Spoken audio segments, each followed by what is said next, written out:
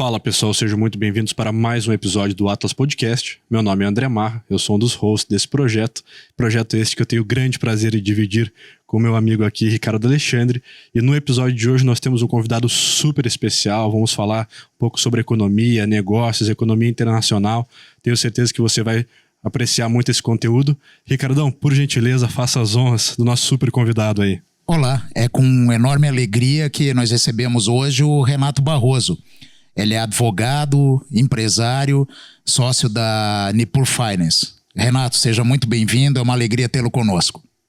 Bom, eu que agradeço, né? Me sinto lisonjeado pelo convite dos dois amigos aqui, pessoas que eu tenho a maior estima, principalmente depois de ter tantos convidados de peso, né? Tem uma responsabilidade grande, né? Eu pude ver o episódio que lançou agora há pouco do Dr. Marinoni.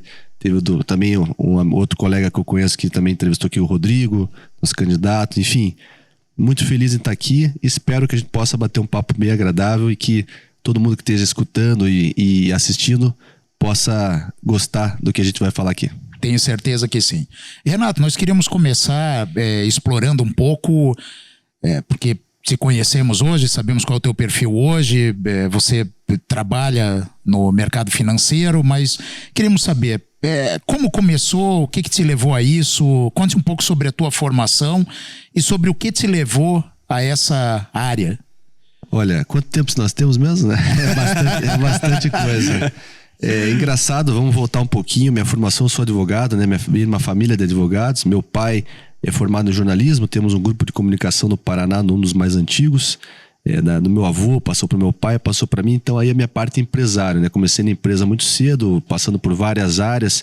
Já distribuí jornal ali no terminal que aparece aqui no nosso fundo. É importante que se diga, e desculpe por interrompê-lo, mas o grupo empresarial edita o conhecidíssimo Jornal do Ônibus e o Jornale, né? Que são veículos conhecidíssimos aqui em Curitiba e no Paraná. Exatamente, né? Então é duro às vezes ser o filho do dono, né? E meu pai como um cara virador, me colocou desde a base da empresa até a gente subir. Então essa parte é importante, a gente valorizar o trabalho, né? Sempre fui um cara muito trabalhador.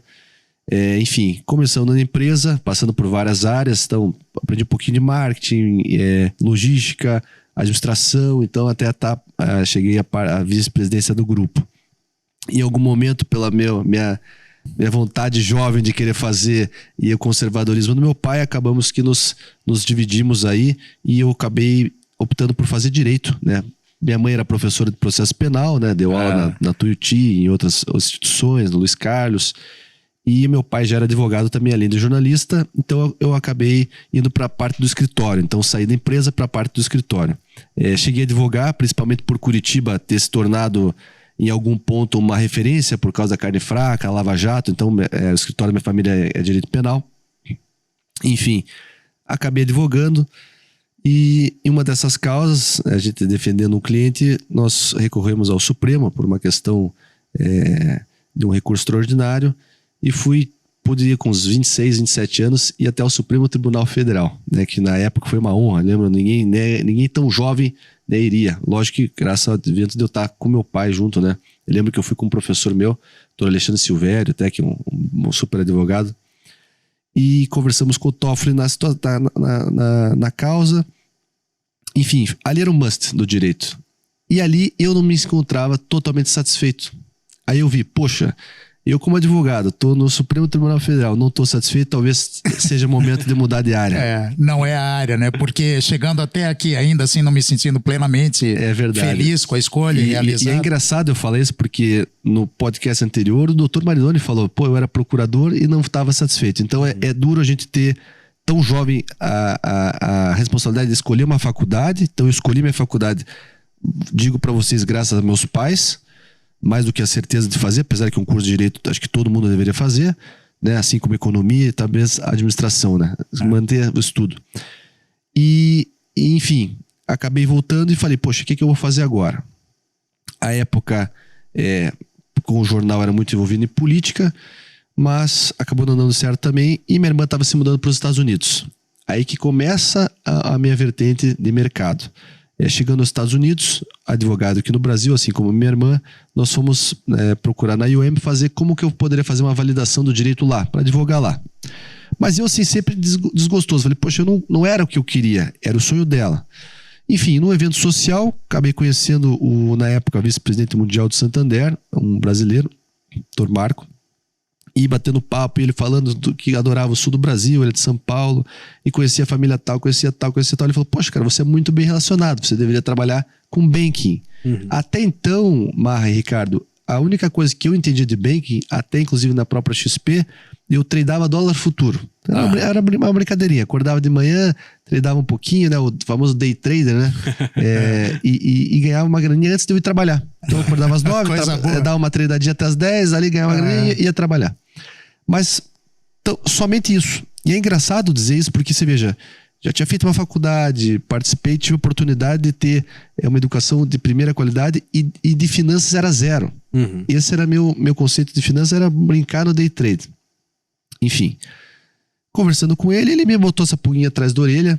Eu tinha também alguma amizade com o pessoal de banco já, de outras situações.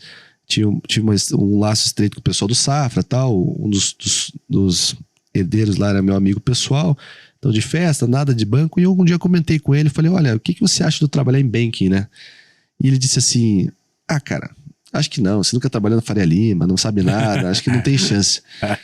Eu, assim, fiquei um pouco chateado dele ter me dito isso, mas entendi que quis talvez me blindar, me ajudar, mas eu peguei aquilo e transformei numa força, né? Fazendo uma aspas aqui, eu sou muito, muito fã do Cristiano Ronaldo, né? E às vezes as pessoas usam a situação que elas estão para se vitimizar. O pai dele era alcoólatra, ele podia se vitimizar, ele nunca mais bebeu e foi o que é hoje. Eu, da mesma maneira, nessa situação, não me vitimizei e falei, poxa, então eu vou entrar. Só porque nunca ninguém entrou, então serei eu o primeiro. Vou fazer acontecer. Vou fazer acontecer. Então, à época, eu falei, o que eu tenho de bom que eles não têm? Bom, a parte técnica minha é zero. Mas eu tenho as pessoas que eu conheço. Então, eu lembro que pedi permissão pro pessoal do Santander lá na época para falar contra os bancos. Eu, antes de tudo, conversei com o Santander, né? Na época que estava lá era o Lucas Coutinho, filho do Pedro Coutinho, que era o ex-presidente da GetNet, que foi aquela maquininha vermelhinha que a Santander comprou, meu amigo pessoal também. A conversa com o Santander não andou, aí com isso eu falei, bom, você me permite usar o teu nome para falar contra os bancos? Ele falou, não, imagina, lógico, tal. Ele era muito amigo do meu vizinho, também na época, meu vizinho Dr. Paulo, ele era juiz federal de Brasília, a história dele é maravilhosa, eu conto em outros momentos, mas ele era juiz federal em Brasília e viu uma oportunidade de ganhar mais dinheiro sendo cartorário, fez um concurso depois velho, hoje é o cartório de Guarulhos. Então, eu acho que pro pessoal do Santander quis agradar o meu vizinho Paulo e acabou me agradando junto e eu aproveitei a oportunidade. Enfim, coloquei o nome dele, a referendo dele embaixo do braço e fiz uma lista das pessoas que eu conhecia com potencial para investir nos Estados Unidos. Lembrando que à época o dólar estava uns 2,70, né?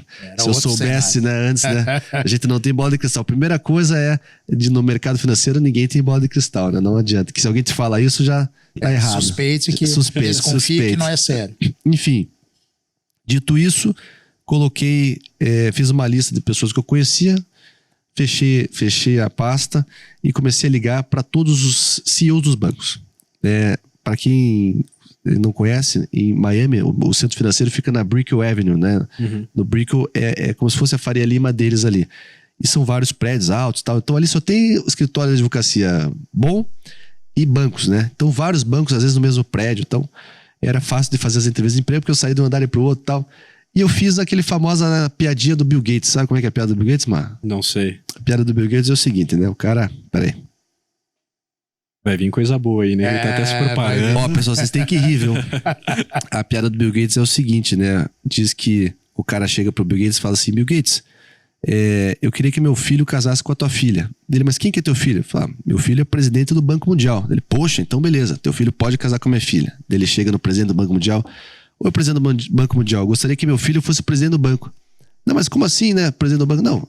Eu não sou nada, mas ele é casado com a filha do Bill Gates. Então ele agora é o presidente do Banco Mundial. Então foi mais ou menos isso que eu fiz. Eu ia em um banco falando, olha, só um pouquinho Bank of America, que o JP Morgan tá me ligando aqui e tal.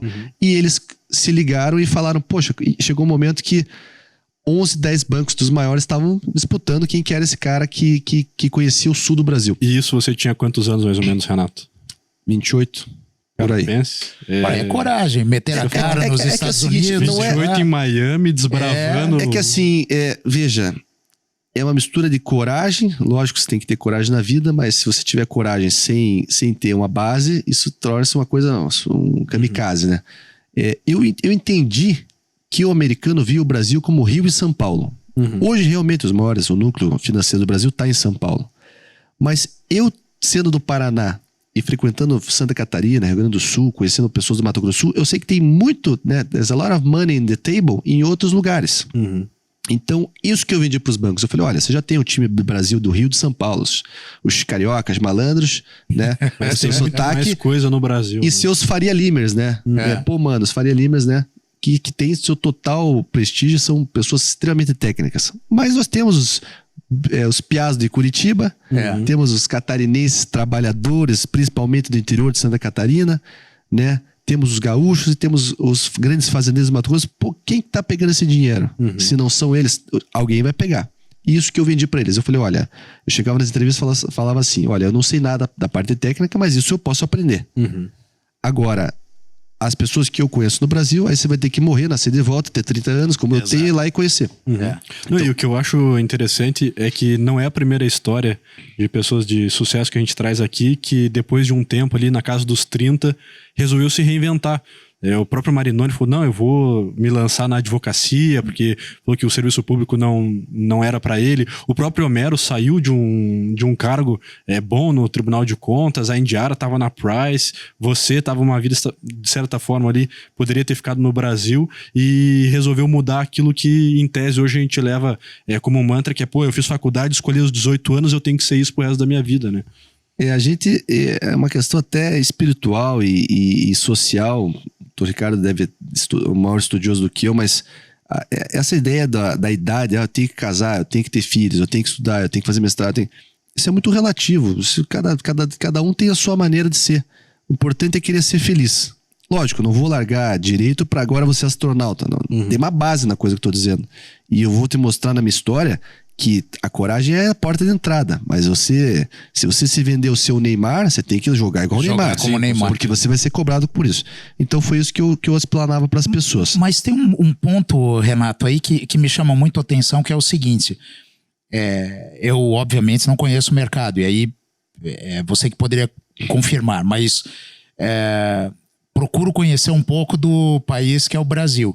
O que me chama a atenção é que muito provavelmente aqui no Brasil, se um americano viesse para cá, né, um europeu viesse para cá, com uma bagagem semelhante à que você teria, é possível que ele não fosse recebido por ninguém, a não ser que ele tivesse alguma indicação. Não, mas ele é afilhado do fulano de tal. E pelo que você nos conta, os americanos, o que eles fizeram foi o seguinte, uma leitura, poxa, mas esse cara tem bala na agulha, esse cara está oferecendo algo que nós queremos, e houve até uma disputa pelo portfólio, vamos dizer assim. E é engraçado falar isso porque a disputa foi meramente numa ideia, eu não tinha os clientes. Isso é muito importante porque hoje no mercado financeiro funciona mais ou menos assim. Quando o cara é de destaque, seja em qual corretor ou qual banco ele for, obviamente os outros bancos vão atrás. É quase como um futebol, assim. Eles pagam até luva, então você é o bambambam do Santander, o cara do SPC lá, o Bradesco vem, te paga uma luva, te tira você, te bota, pô, você é gerente aí, quer ser gerente sênior aqui, então algo do tipo. Então existe sim essa competição. Tanto que as corretoras, para que isso não aconteça, colocam de sócio. Então o sócio não vai sair da empresa, né? Normalmente, ou se for sair, dificulta. Tem que comprar parte, enfim. Tem uma série de coisas, não compete de algum tempo, tal, enfim. Tem essa blindagem. Mas na minha conversa lá, acabei falando com um monte de gente. Falei com a XP nos Estados Unidos, porque eu era muito amigo do Caio Azevedo, que era até então o CEO da XP US, mas não quis usar minha amizade ali para furar a porta. Toda a história que eu tô contando para vocês, não dei carteirada em momento nenhum. Pelo contrário, eu era um Zé Ninguém do Brasil tentando se vender.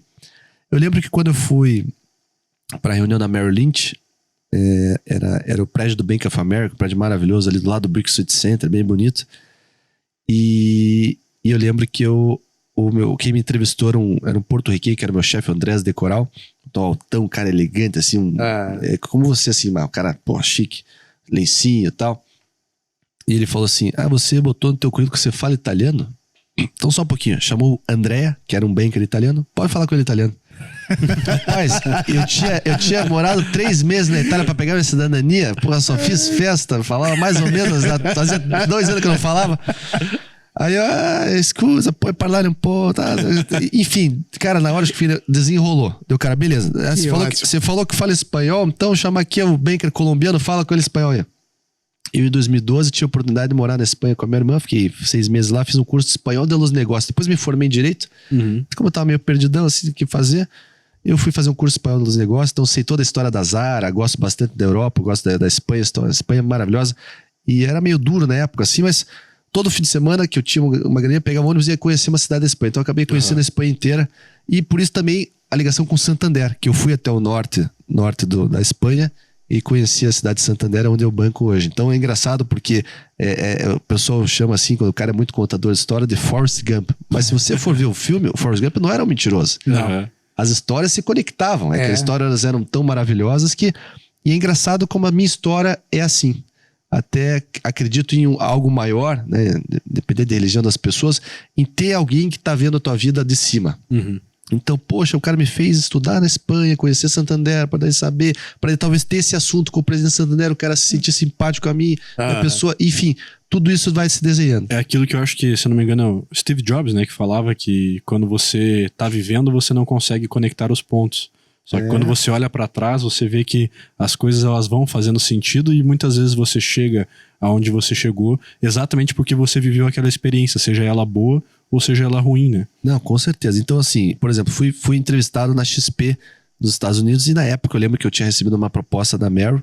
Só voltando aqui, desculpa me divagando aqui, mas daí nessa reunião o cara conversou, tá, mas o que você quer? Ele falou, o Brasil é hoje 1% da economia mundial. Ele pegou minha lista de pessoas assim e jogou e falou assim, não interessa as tuas pessoas aqui, isso não é nada. O que você tem pra atingir a gente? Pô, você meio que me tirou pra... Você é um nada. Cara, eu levantei, falei assim, olha, concordo com você, eu sou um nada mesmo. Agora, uma coisa você tem que dizer. Alguma coisa eu fiz certo, que eu tô sentado com o cara mais fudidão aqui da Merrill Lynch. Um abraço, tô indo embora. Não, wait a minute, sit here. O cara me contratou. Então eu tive que dar um peitaço. Deu um all-in ali. É o famoso all-in mesmo. E é engraçado porque eu fiz isso lembrando uma história do meu pai. Meu pai tava... me inspiro muito nele, assim, um self-made, um cara, meu ídolo. E ele também, porrada, né? Não tem mimimi na vida, quer ganhar sua camisa, meu amigo. Ninguém vai te ajudar. E ele lembra que ele estava disputando uma posição numa empresa de agência de publicidade na época, e estava lá, pretensão salarial. Ele olhou para o amigo dele e falou, cara, bota aí, 60 mil reais por mês. O cara falou, tá louco? Bota aí, rapaz, 60 mil por mês, vai por mim. Pô, chegou lá, tinha todo mundo, 100 pessoas, tal. Daqui a pouco veio o cara, quem que é Renato Barroso? E antes que pergunta, eu não sou Renato Filho. Tem o nome da minha mãe no meio, Renato Carrijo Barroso. Mas acaba ficando, é o Renatinho pros íntimos aí. E daí, pô, quem que é Renato? Vem aqui. Chegou lá, o cara, pô, você tá palhaçado? Tô fazendo um processo seletivo sério, que tal? Ele falou, então, doutor, veja uma coisa, você quer trabalhar com marketing? Querendo ou não, chamei tua atenção no meio de todas as pessoas, tal. O cara olhou assim, contratado. E eu lembrei disso na época. Eu falei, cara, o que eu já tenho a perder aqui? Eu já tô aqui mesmo. Enfim, acabei trabalhando na Merrill Lynch e entrevistei na XP. E à época conversei com o Thiago Faveri, que hoje ele é o CFP, que é a melhor certificação maior do mundo, né? O cara é um hiper especialista, pessoa que eu tenho maior admiração também, que é o Global Allocation, né? Ele faz parte do comitê que faz a alocação global da XP no mundo inteiro. E ele me entrevistou e à época eu falei assim, olha, eu tenho uma oferta na mesa da Merrill Lynch, que seria o Real Madrid do banking, e a XP, o Palmeiras do banking. Eu só torço pro Atlético Paranaense, mas o Palmeiras que eu digo no maior títulos brasileiros, assim. E ele ficou puto assim na época. Como assim? Pô, a XP é maior e tal. Isso você já tinha começado a trabalhar na Merrill Lynch ou tava... Tava naquela vai, não vai, mas eles estavam demorando porque estavam com o negócio do visto. Eu falei, poxa, vou... Enfim. E acabei escolhendo pela Merrill. É importante frisar isso, porque daqui a pouquinho você vai ver que isso vai fazer sentido. Enfim, fui trabalhar na Merrill Lynch. Lembro também de ter tido uma primeira conversa. O cara falou, bem-vindo, tá? Você vai trabalhar com o Juliano de Souza, na época era o ex-head do BTG em Miami, que tinha sido, eles pagaram a luva, contrataram ele para Merrill Lynch, e eu ia trabalhar no time com ele. E lá funciona assim, são vários times, né? Então, tem o time Brasil, que atende Rio de Janeiro, São Paulo. Aí o nosso time atenderia o sul do Brasil. Daí tem o time Colômbia, time Peru. E lá tem uma coisa muito de competição, de um não ajudar o outro. Mas eu, que se meu jeito, já fiquei amigo de todos os times, né? Porque ainda era Copa América, eu batia na porta do time Peru, tomaram uma goleada, Renato, tal, assim. Enfim, esse jeito brasileiro de ser, eles nunca vão ter. Então, respondendo a tua pergunta, um europeu e um americano talvez não dariam certo nesse quesito no Brasil. Lógico, são mais técnicos e mais responsáveis em outros. Mas na parte de... Relação humana. Relação calorosa. É tal da inteligência, não só emocional, mas... Social. Inteligência social que talvez eu tinha, eles não tinham, né? Lá era muito complicado porque tinham várias certificações que eu tinha que fazer para poder prospectar. Então, enquanto isso, eu não pude. Então, eu fiquei aquele on-hold ali estudando. Até comentei com vocês antes. Eu aprendi finanças em inglês, né? Para fazer as provas. E na época eu tinha acabado de passar, né? Acabado não, mas tinha passado no AB com facilidade e tal. Certa facilidade. Minha mãe é professora também, então eu sempre fui um cara estudioso. E eles falaram, quanto tempo você demora para passar? Eu falei, acho que um mês eu passo. Quando chegou o negócio, era uma bíblia, cara.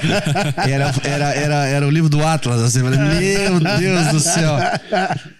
Eu falei, bom, vamos lá. Me vendi como Neymar, agora matar no peito. Eu estudava todo dia, acho que umas 12, 13 horas por dia. Então assim, você imagina morando em Miami, a vista aqui é mar, sol, o ano inteiro, Flórida, maravilhoso. É engraçado, o pessoal fala isso, né? O sonho americano e tal.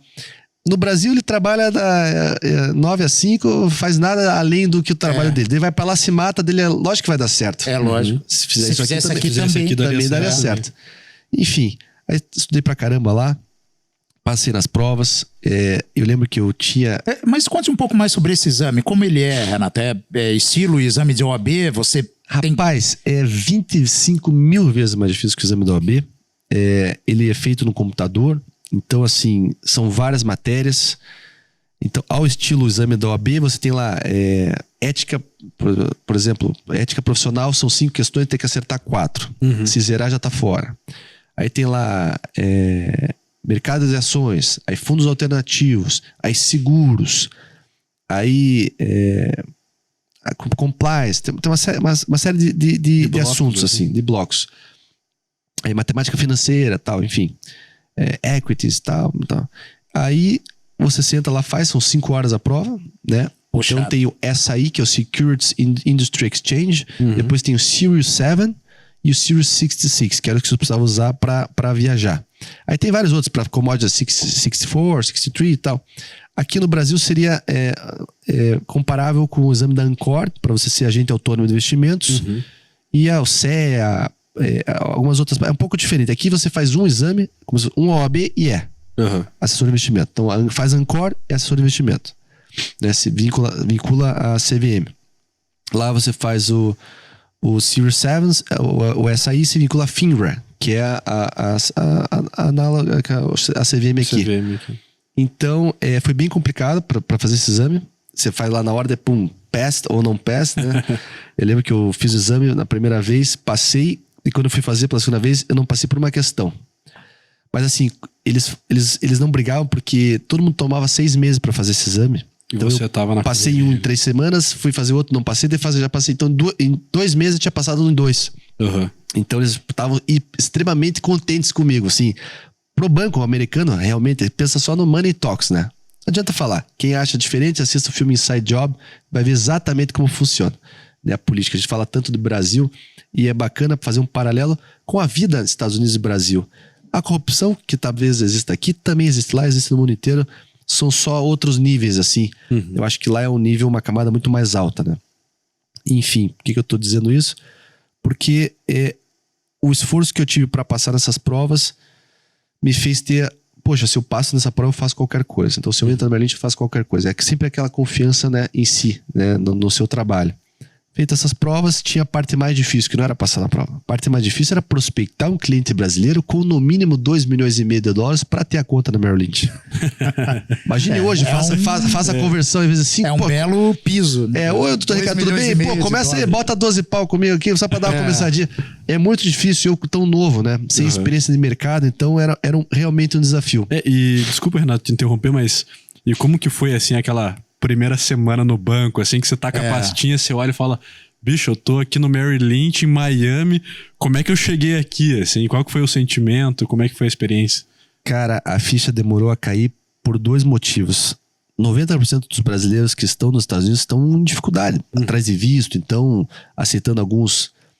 Eu não digo subemprego, porque lá ser um garçom não é um subemprego. Lá um garçom ganha 4, 5 mil dólares, tem um Honda Civic Zero, tem um custo de vida lá mais barato. Aqui que é mais difícil, né? E eu, pelo contrário, cheguei, meu visto deu certo, Merrill Lynch. Eu fui o primeiro, o nosso amigo do Safra estava certo, eu fui o primeiro cara a entrar na Merrill Lynch sem ser de bank na história. Né? Vamos lembrar que a Merrill Lynch ela era um banco de investimentos, meramente isso. Em 2008 ele ia quebrar, deu aquela crise, o Bank of America veio e salvou eles, né? Acabou comprando, né? Fez a fusão. Então o Merrill Lynch hoje está dentro do grupo do Bank of America, né? Então eu olhei aquilo ali e falei, cara, tô no filme Lobo de Wall Street, né? Só que a Wall Street é a Brickell Avenue. Até é importante dizer isso porque com a América Latina crescendo e as pessoas terem essa proximidade com Miami, então o cara rico da Argentina tem apartamento em Miami, o cara rico do Brasil tem apartamento em Miami, então você vai, a gente brinca, você toma café da manhã no Brasil e janta nos Estados Unidos. E a distância, Banco Suíço, é longe e tal. Então Miami virou um hub internacional muito forte mesmo. Então assim, o escritório da Merrill Lynch Internacional de Miami talvez estava pau a pau com o de Nova York, né? Poxa, enorme. Então assim, tanto que a parte até de tech, muitas empresas estão sendo na Califórnia, que é caro, Texas, para ir para Flórida, e Miami também está virando um hub disso. Então, ela é muito bem localizada. Eu acho Miami hoje a melhor cidade do mundo, né? Não somente por essas questões de todos os bankers estão lá, os grandes advogados estão lá, a parte de tecnologia está lá, mas também com todos os grandes eventos mundiais. No mundo, Miami tem 2 datas mundiais. Art Basel, todo mundo que gosta de arte vai para lá em dezembro, gira 3 bilhões de dólares em 3 dias, é gigante, para o mundo. E talvez o Miami Open, né? Parte do tênis que está sendo agora, inclusive eu ia todo ano. Os bancos patrocinam, até a XP, mexer aqui a XP, os grandes estão lá com o nosso camarote da XP. E também tem a parte do Ultra, música eletrônica, mas assim, esses eram os 2 grandes eventos. Fora isso, nós tínhamos futebol americano, temos o estádio lá, tem basquete, Miami Heat, né, o time do LeBron James já jogou lá. Tem a parte de beisebol, o estádio da Pepsi maravilhoso com o teto retrátil, tipo a nossa arena aqui. Temos a parte da Fórmula 1, vai ter Fórmula 1 esse ano. Vai ter o GP agora, né? E tem futebol mesmo. Eu lembro de ter assistido o clássico lá no estádio do Hard Rock, o último jogo do Neymar. Então assim, eles sabem fazer o entretenimento, sabem fazer a cidade ser pujante, e acaba sendo um hub, lógico, baixam taxa, né? É o liberalismo, né? Baixa a taxa, quem quer ganhar dinheiro vai pra lá. Cara, dá certo, né? Então, além de tudo isso, eu tava na melhor cidade do mundo, meu escritório era uma vista assim pro mar, maravilhosa, Key Biscayne ali. Até eu lembro que eu estava fazendo o teste de som do Ultra, eu escutava na minha pessoa. Você trabalhando com o pré-Ultra. Falei, cara, eu tô no melhor dos mundos. Só que, ao mesmo tempo, eu tinha essa responsabilidade. Eu falei, cara, eu preciso passar nessa prova, preciso me manter aqui. É engraçado porque todo esse sentimento de Merrill Lynch sai um pouco do Bank of America. Porque a Merrill Lynch, até é citada nos filmes Lobo da Wall Street, né? Não me lembro se é do Rogue Trade, mas nesses filmes clássicos assim de bankers, porque o banker, ele era aquele cara, né, extravagante, usava terno, tinha um carrão e tal. E até era associado com uma imagem ruim do mercado financeiro, do cara ser greedy, né? Pô, o cara é ganancioso e tal. Mas a gente consegue transformar isso em algo positivo. Atualmente o mercado financeiro se voltou para a parte mais de segurança patrimonial. Então o cara que abre a conta comigo e confia no meu trabalho, na personalidade do Renato, assim como no advogado, no médico, no contador, ele tem a confiança total no cara. Então às vezes não é nem pra, Renato, tô aqui 1 milhão, faça 2, não é isso. Renato, aqui 1 milhão, não perca esse meu 1 milhão. Faça render mais que a inflação, faça não perder poder de compra, né? Me auxilie, já que eu tô aqui ferrado nas minhas operações, pô, tô aqui peticionando, não posso ficar preocupado com essa é a minha função. Então sai um pouco disso. Então a Merrill estava nessa transição. É importante dizer aqui que quando eu entrei na Merrill Lynch, eles tinham, né, você falou, como é que foi a primeira semana? Eles vieram falar comigo, tal, bem-vindo aqui a parte tal, e eu tudo maravilhado, tudo grande lá, né, porque era o prédio deles na Bank of America, então 2, 3 andares e tal, então tinha reunião com esse, reunião com aquele, e como eles eram muito grandes, os grandes fundos do mundo, BlackRock, Stone, né, Blackstone, vinham falar conosco. Então, nossa, eu lembro que eu tava almoçando assim, pago pela BlackRock, um baita almoço do Tinkerton, do 900, que foi um nhoque e tal, e escutando eles falando de alocação mundial e tal. E na minha primeira semana, como grande brasileiro, nacionalista, amo o Brasil, servi o exército, pô, sou brasileiro nato aqui. Eu perguntava ali sempre no final, what about Brazil? Eles olhavam, não, o Brasil tá ali, ó, mercados emergentes, 0,8 da carteira. Pô, 0,8, pô, Brasil é um país gigante. Aí que você vai entendendo um pouco, sem se sentir, sem se apequenar, mas que a economia do Brasil a nível mundial é muito pequena, né? Então não tem tanta relevância assim. Então você vai se adaptando. Mas se é muita pressão, Renato, por resultado já no início, como é que funciona Total. isso? Lá é o seguinte, meritocracia. Ou vai ou vai. Meta, bateu, não bateu, tá fora. Isso assim, engraçado, porque se eu trouxesse 1 bilhão no ano, no outro ano não batesse, tá fora. Então, principalmente depois da entrada do Bank of America, eu acho que na Merrill Lynch tinha aquele negócio do, o doutor Ricardo, né, sempre foi daqui, mantém. Não, eles chegaram, tipo o Paulo Lema comprando empresa. O diretor ganha 30, ganha 10 agora. Vai cortando, porque é lucro. Como eu falei novamente, money talks, né? Tem só desculpa te interromper, Renato. Imagina. Tem um livro interessantíssimo que eu li faz alguns anos já, que é o Porquê Eu Saí do Goldman Sachs. Que, se eu não me engano, acho que já era VP na época, e daí tem um capítulo em que ele conta exatamente isso, assim, que as metas foram subindo tanto, e ele já tava chegando próximo da casa, acho que dos 40 anos, assim, que ele falou, bicho, eu vou ter que dar uma acalmada aqui, porque ele falou, eu trouxe 1 bilhão, tá bom, agora é 1,5 bilhão, agora são 2, e é um livro bem interessante para entender esse contexto de banking, assim. Eu vou te dizer uma coisa, o banking na década de 90 era uma maravilha. Era realmente como era o Lobo da Wall Street. As pessoas usavam drogas ali, levavam o cliente na zona. Quer dizer, aquilo é real, aquilo aconteceu. O Goldman Sachs tinha 27 jatos, cara. Pois é. Pra diretoria, pro board deles. Eles ganhavam milhões. Hoje, em analogia com o CEO de um banco, de uma Apple da vida, que paga-se milhões também pra ele, do Uber. Mas nem comparado com o que era o mercado financeiro naquela época, né? Do que eles tinham de extravagância, por isso que eram os carros e relógios e coisas do filme, era realmente daquela maneira, só que de uma maneira desordenada, então não tinha uma regulação para que o cara vendesse uma porcaria para você, ele ganhava comissão, então ele queria vender, então era aquele... E pouco importava se era lixo ou se era o famoso não importa, tanto que na própria filme Inside Job, eles vendiam lixo pro cliente, quando eles como banco estavam shorteados, ou seja, pra ação cair, se caísse você perdia, mas o banco nunca perdia, ele sempre ganhava nas duas pontas, então até antiético, ele tava te vendendo uma coisa que ele tava ganhando. Conflito de interesse nítido. Total. Enfim, hoje mudou o cenário, hiperregulado, né? Depois que foi assinado o código lá do Securities Act e uma série de outras coisas de lei do Know Your Client, então contra lavagem de dinheiro, corrupção, etc. No mundo, abriu-se até as contas, até hoje, se o Ministério Público Brasileiro pedir para travar uma conta na Suíça, eles travam. Então isso é uma coisa que naquela época era impensada. Então realmente... como é que o banco funciona hoje? Meta. Então, se você não for uma pessoa resiliente e que acata e consegue entregar para o banco, você entra no parafuso. E você tinha se identificando como brasileiro, atuando com clientes ou prospectando clientes brasileiros, isso imagino que fosse bem visto, né? Existe esse... Não tem como dizer esse laço, mas essa proximidade, dizendo, também sou brasileiro, só que oferecendo um produto, tal. Na verdade é o seguinte, obviamente que eu não ia prospectar um cliente americano, porque igual um advogado. Dificilmente o cara do Brasil vai contratar um advogado argentino que mora aqui. Só os caras foram muito bons, né? Os afarões na vida. Mas enfim, lá funcionava assim. Depois que eu tirava as provas, eu ia pro Brasil e prospectava o cliente. Para ele abrir a conta, ele teria que ir para os Estados Unidos assinar a documentação. Então já era um troço mais difícil, o cara tinha que realmente querer muito, né? E também tinha esse limite alto. Eu tive sorte, você falou de meta, né? Eu tinha uma meta no primeiro ano, eu tinha que trazer $3 milhões. Então era uma conta 2,5 de fora e uma conta americana de 500 mil, porque a americana é 500 mil para entrar na Merrill Lynch. Então talvez conhecia um brasileiro com green card. O que eu fazia? Eu tinha meus amigos no meu prédio, jogava tênis, então comecei a participar de vários grupos.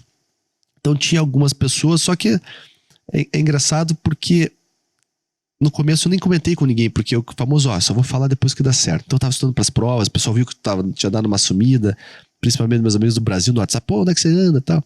A época não tinha Instagram, então eu fiquei 2 anos sem Instagram, quando eu estive nos Estados Unidos, exatamente pra focar mesmo. E foi a melhor coisa que eu fiz, até sugiro as pessoas darem uma desplugada aí, ou usar com parcimônia nas redes sociais. Apenas para assistir o nosso podcast. Exatamente. Só pra assistir, só segue o Atlas ali. A Atlas e a Nipur Finance pra ter dicas de mercado financeiro também. Enfim, estudei bastante, fiz isso e tive uma sorte porque um amigo meu foi pra Miami e eu sempre recebia as pessoas, né? Então ele, vamos almoçar. Ele falou, cara, então, tô com a minha mulher, quer fazer um chá de bebê, quer comprar as coisas. E a minha irmã e eu levamos eles pra comprar os negócios pro neném deles no almoço. Lembro até hoje, foi no Casa Tua, ali na Brickell. Que ele comentou assim, cara, vendi minha empresa. Tinha uma empresa de plástico. Pô, cara, como é que faz pra abrir uma conta com você? Sabe aquele coisa? Eu falei, tipo assim, lei da atração. Eu falei, thank God, né? Eu falei, cara, tranquilo, você abre uma offshore aqui e tal, a gente faz, até eu conheço o advogado e tal, nada ilícito, né? Tudo certo. Cara, eu abri em 3 dias, ele mandou, e tipo assim, era uma evita de liquidez de 25 milhões de reais, pum, deu lá 3 milhões e meio, pum, fechei minha conta. Um mês tinha batido a meta no ano. Que maravilha. O que eu fiz? Não, mito, 2 milhões e meio. Então já tinha batido a do 2 milhões e meio. Eu falei, falta 500. E assim, no primeiro mês, todo mundo começando, cara, como é que você fez e tal, eu não. E lembre-se que ali ninguém ajudava ninguém. Né? Nem o próprio brasileiro. Se eu tinha que fazer na prova quantos copos tem aqui, você tinha feito a prova ontem, eu falei, Ricardo, como é que foi? Quantos copos? Putz, cara, não me lembro, cara. Porque ali o pessoal fica comigo. Por isso que o americano não tira férias, ele tem medo que ele saia, alguém entra no lugar dele e tal. Realmente ali é bem pegado. Isso eu senti na pele, né? Uhum. Tanto dos brasileiros como dos estrangeiros, né? Senti dos dois. Engraçado porque eu vejo muitas pessoas falando, trata-se mal o brasileiro como estrangeiro. Não, trata-se mal todos. O policial é grosso com todo mundo lá. Então, assim, não tem moleza. A lei ela impera. Então, não leva pro pessoal. Uhum. Não tem nada a ver. Seja um brasileiro fudidão lá, o dono do artefato, que é fudido em Miami, é super respeitado. Então, não tem nada a ver ser brasileiro ou não ser. Enfim. Aí, falei, falta 500 mil. Fui no Miami Open, né? A Merrill Lynch tinha um camarote lá tal. Fui com um amigo meu, com o Daniel Staff, também de Curitiba. Grande amigo, mandar um abraço pra ele aqui. Fiz muitos bons amigos lá, viu, Ricardo e André. Tem pessoas muito boas qualificadas, né? Tem brasileiros muito mal qualificados que fazem a nossa fama ser ruim, entram legal, só fazem besteira, mas tem os advogados e bankers da Brickell Avenue, são pessoas muito, muito educadas e trabalhadoras e que, poxa, são um prazer conhecer várias delas. Fui no Miami Open com meu amigo e a gente queria assistir um jogo do Federer. E eu tinha ido 4 anos seguidos. Primeiro ano eu comprei a final, o Federer caiu na semi. Segundo ano eu comprei a semifinal, o Federer caiu nas quartas. Você era o pé frio do Federer. Falei, sou o pé frio do Federer, né? Tudo bem, tinha visto o Djokovic, aí no outro ano eu comprei, falei, primeiro jogo, falei, eu vou pegar o Federer. Ele ficou doente e não foi pra Miami. Eu falei, filha da puta, tá com a culpa coisa. Eu falei, vou ligar pra Suíça aqui. Enfim, no outro jogo eu falei, não, vou comprar a primeira rodada. Inclusive a primeira rodada é melhor, porque estão todos os grandes jogadores jogando e assim, a main course fica, sei lá, o Federer, mas o Nadal ou os outros, o Medvedev tá jogando aqui, pertinho de você. Sim. Então eu tive a oportunidade de ver vários jogadores. E nessa, a gente tava assistindo o jogo do Federer, consegui realmente assisti-lo, tá? Ele ganhou e tal. E fui numa praça lá de alimentação comer, lotada assim. Eu, brasileiro, vi que tinha um casal falando em português. Falei, licença, posso sentar aqui? Pode, não sei o que. Comecei a conversar. Aí o cara disse, o que você faz da vida? Tal. O cara, sou mineirinho. Eu falei, Cruzeiro ou Atlético? Ele é Atlético. Eu falei, eu também sou Atlético. Paranaense. Eu fiz essa piadinha e tal. Né? E começamos a conversar. Ele falou, você trabalha onde? Daí meu amigo falou, trabalha num banco. Eu falei, Daniel, que banco? Trabalha no melhor banco. Tá? Você conhece o Toro? Tem a Red Bull, a Lamborghini, tem a Merrill Lynch. Que legal. Daí eu falei, olha, dê meu cartão se você quiser conhecer. Leva a tua esposa, ela fica no Brickell City Center, passeando, gastando teu cartão. Você vai lá tomar um cafezinho com a gente. Ele foi lá. E eu lembro que o Daniel comentou comigo, cara, não sei esse cara aí e tal. Não, eu falei, vamos lá, cara, a gente tá treinar nossa reunião, tratar o cara bem e tal. Eu sou muito assim, cara. Depois eu vou falar um pouco da Nipur, mas atendo todo mundo. Todo mundo merece um excelente atendimento. E outra, eu como banker, a questão ética, é a minha obrigação atender todo mundo da melhor maneira. Né? Até respeitando o meu trabalho. Eu sou um profissional que atendo todo mundo da melhor maneira que eu puder. Né? Enfim. Conversamos com ele, o cara então eu tenho uma conta aqui de 20 milhões no Santander e 6 milhões de dólares no Wells Fargo. Como é que eu passo pra vocês? Eu olhei pro meu amigo e falei, não queria ter. Deixa eu atender sozinho agora. Enfim, cara super gente boa, bacana. Fizemos um portfólio maravilhoso. Ele é cliente até hoje. Eu já saí do banco, mas ele segue lá no banco, né? Deixei de presente pro banco lá. Mas foi bacana, enfim. bati minha meta, e daí ali eu puxei o freio de mão, falei, agora eu não falo mais com ninguém. Vou aprender tudo que eu puder pra também me cacifar, porque como eu sabia que eles tinham esse corte quando você não batia a meta, eu falei, eu só vou falar quando eu precisar. Então, quando eu vinha pro Brasil, as pessoas iam, quero abrir com você. Calma, cara. Vamos, deixa eu aprender um pouquinho melhor.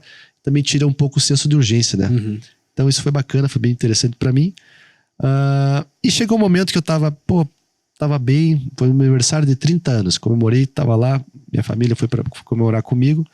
Cara, fui soprar a velhinha, olhei aquele restaurante legal, meus amigos mandaram um bolinho e tal, super bacana. O pessoal do The Group lá de Florianópolis mandou pra mim um bolinho. Cara, eu respirei e falei assim, cara, lembra aquela vez no STF que me deu aquele clique? O que eu tô fazendo? O que eu tô fazendo aqui? Me deu clique de novo. Daí você fala, pô, Renato, mas de novo vai mudar, né? Falei, cara, adoro, tudo maravilhoso, gostei do mercado, mas, pô, não tô no meu país, tô longe das pessoas que eu gosto, o tempo tá passando aqui. Enfim, começou a me dar essa dor de barriga, assim, de, poxa, tenho tudo de bom, mas se eu não tô feliz, alguma coisa tá acontecendo. Exato. E ali comecei a pensar na volta ao Brasil. Eu já tava com o processo Green Card andando, a minha irmã também. Aí eu lembro que eu não tinha pego férias, o americano é complicado, né?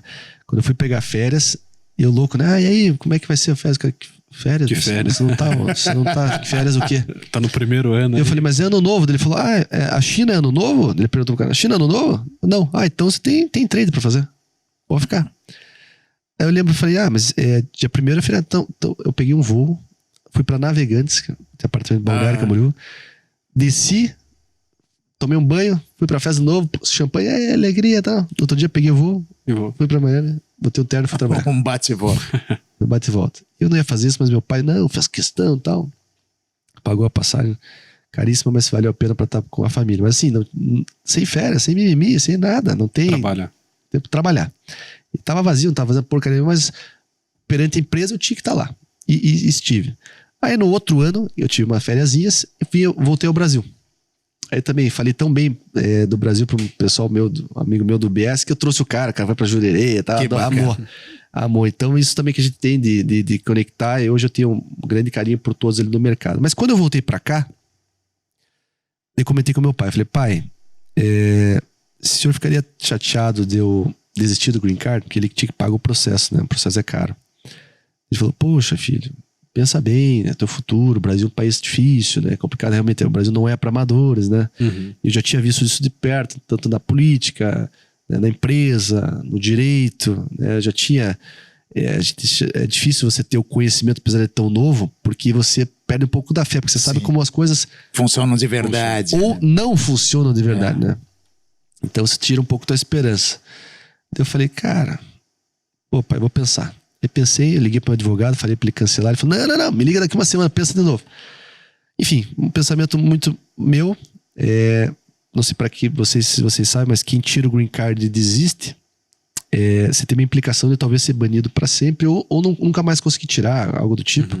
Mas também tem que lembrar que tirando o Green Card, você vira cidadão fiscal americano, você tem que realmente ficar lá, não pode ficar indo e vindo. Então as pessoas têm essa visão que eu posso ser não pode ser os dois, você tem que escolher um.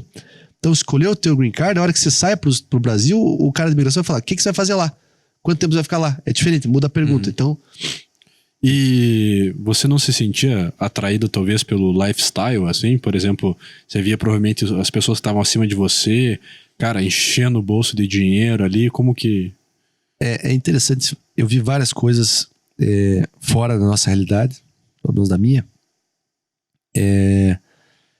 Eles amam o dinheiro, grande maioria. Então, assim, é dinheiro pelo dinheiro, né? Não é o meio, é o fim. É algo que eu não acredito. Então, lógico, tinha os bankers cubano, pô, velhão, cabelão pra trás, tinha o 911 conversível, ia lá só pra 2 vezes por semana falar com as meninas do café.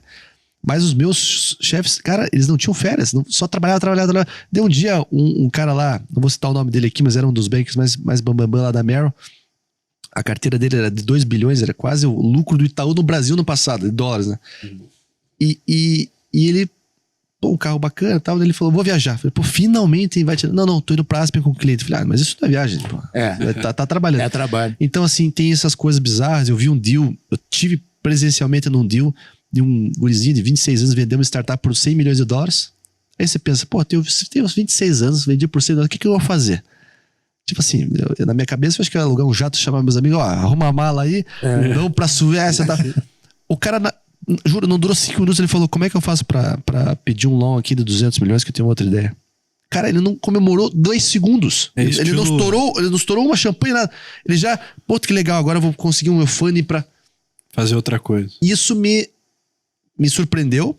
Falei, poxa, tem deals grandes, as coisas acontecem, né? Realmente, dinheiro tá girando, às vezes a gente não enxerga, mas, cara, tem muita gente com muito dinheiro, tem muito deal muito grande acontecendo, e sempre tem margin acquisitions, né? Alguém tá comprando alguém, a empresa tá fundindo, alguém. Então, assim, sempre tem várias oportunidades no mercado acontecendo 24 horas por dia, né? No mundo inteiro.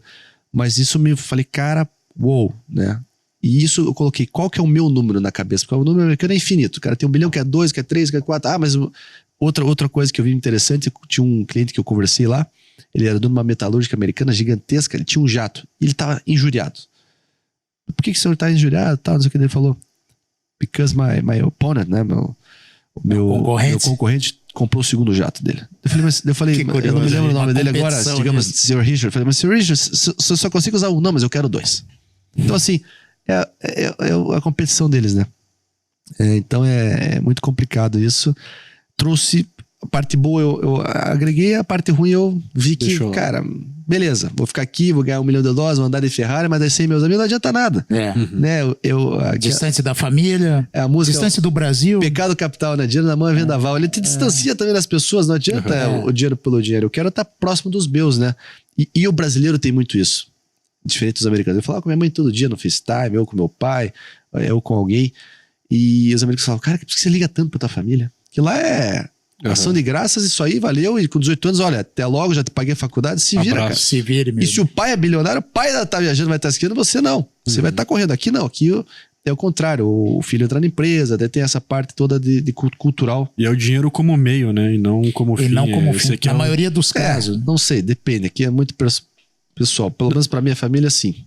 Mas é curioso explorar uma outra habilidade sua, que é justamente esse social skill, né? Você consegue encurtar distâncias, criar pontes. Todo mundo que te conhece, o Renato é figura conhecidíssima aqui em Curitiba, no Paraná, sempre diz, mas o Renatinho é gente finíssima, pô, conheço, é um cara sensacional, pô, o cara é legal demais. Aí eu te pergunto, isso é só alguma vez você procurou desenvolver isso de forma pensada ou é natural, é um carisma? Eu acho que tudo que eu tenho devo a meus pais. Então minha mãe professora, meu avô foi professor da Federal de Matemática, meu pai um virador, né? Eles sempre disseram assim, a preço não tem preço e a tua reputação se constrói em 30 anos e destrói em 30 segundos. Então eu busquei nunca sacanear ninguém, nunca pular pontes. A gente é muito novo, né? E eu tinha um outro grande amigo dos Estados Unidos, o Rui Bittencourt, trabalha ainda na Merrill, amigão meu, que falava assim, a gente subvaloriza o longo prazo e valoriza demais o curto prazo. Se eu tivesse pensado em curto prazo, talvez eu teria feito deals e buscado e passado por cima disso daquele para tentar chegar onde eu fui. E a minha história mostra exatamente o oposto. Por eu ter sido bacana, esperado o time e tal, teve simpatia comigo e foi passando e foi indicando e tal. Então eu fui criando um círculo virtuoso nesse caminho, né?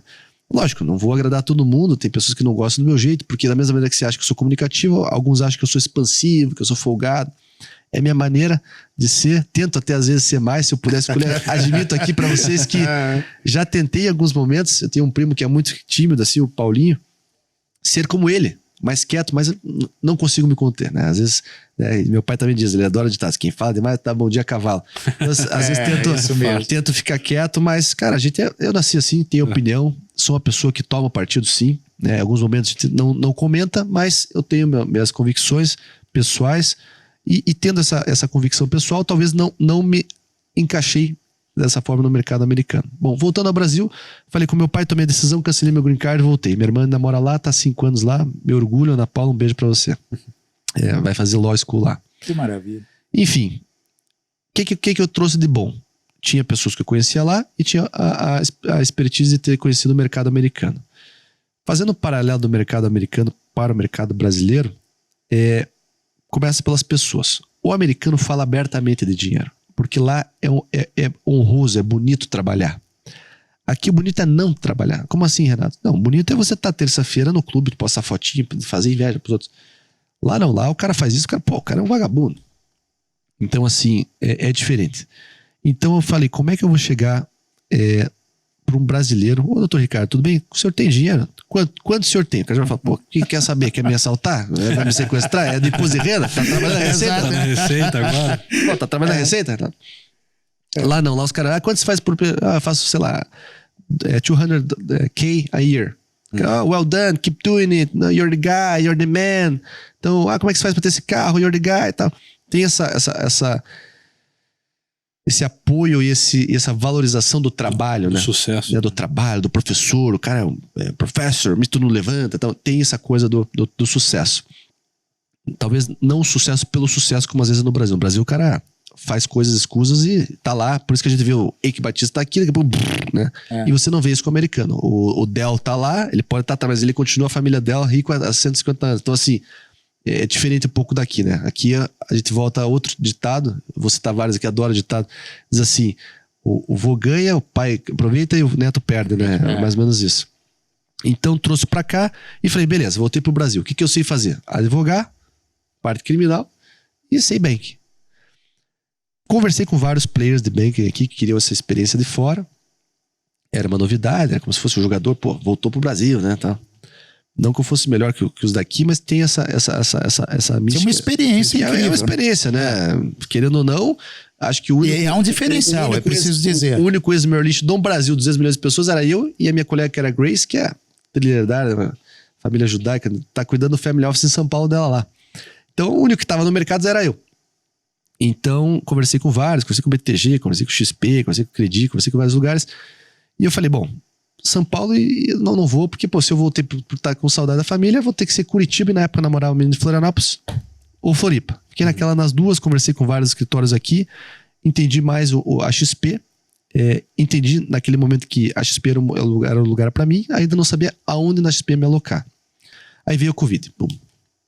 Veio o Covid, eu falei, cara, todos os meus amigos que eu conhecia bem, toda vez que eu falo com eles, estão reclamando, estão quebrados. Então, lógico, quanto maior a empresa, maior a pancada, né? E foi realmente muito duro, principalmente até pra gente que tinha gráfica, lá tá. Eu via meu pai muito preocupado, assim, foi um momento muito duro. Momento, pra mim, adverso a você buscar prospecção.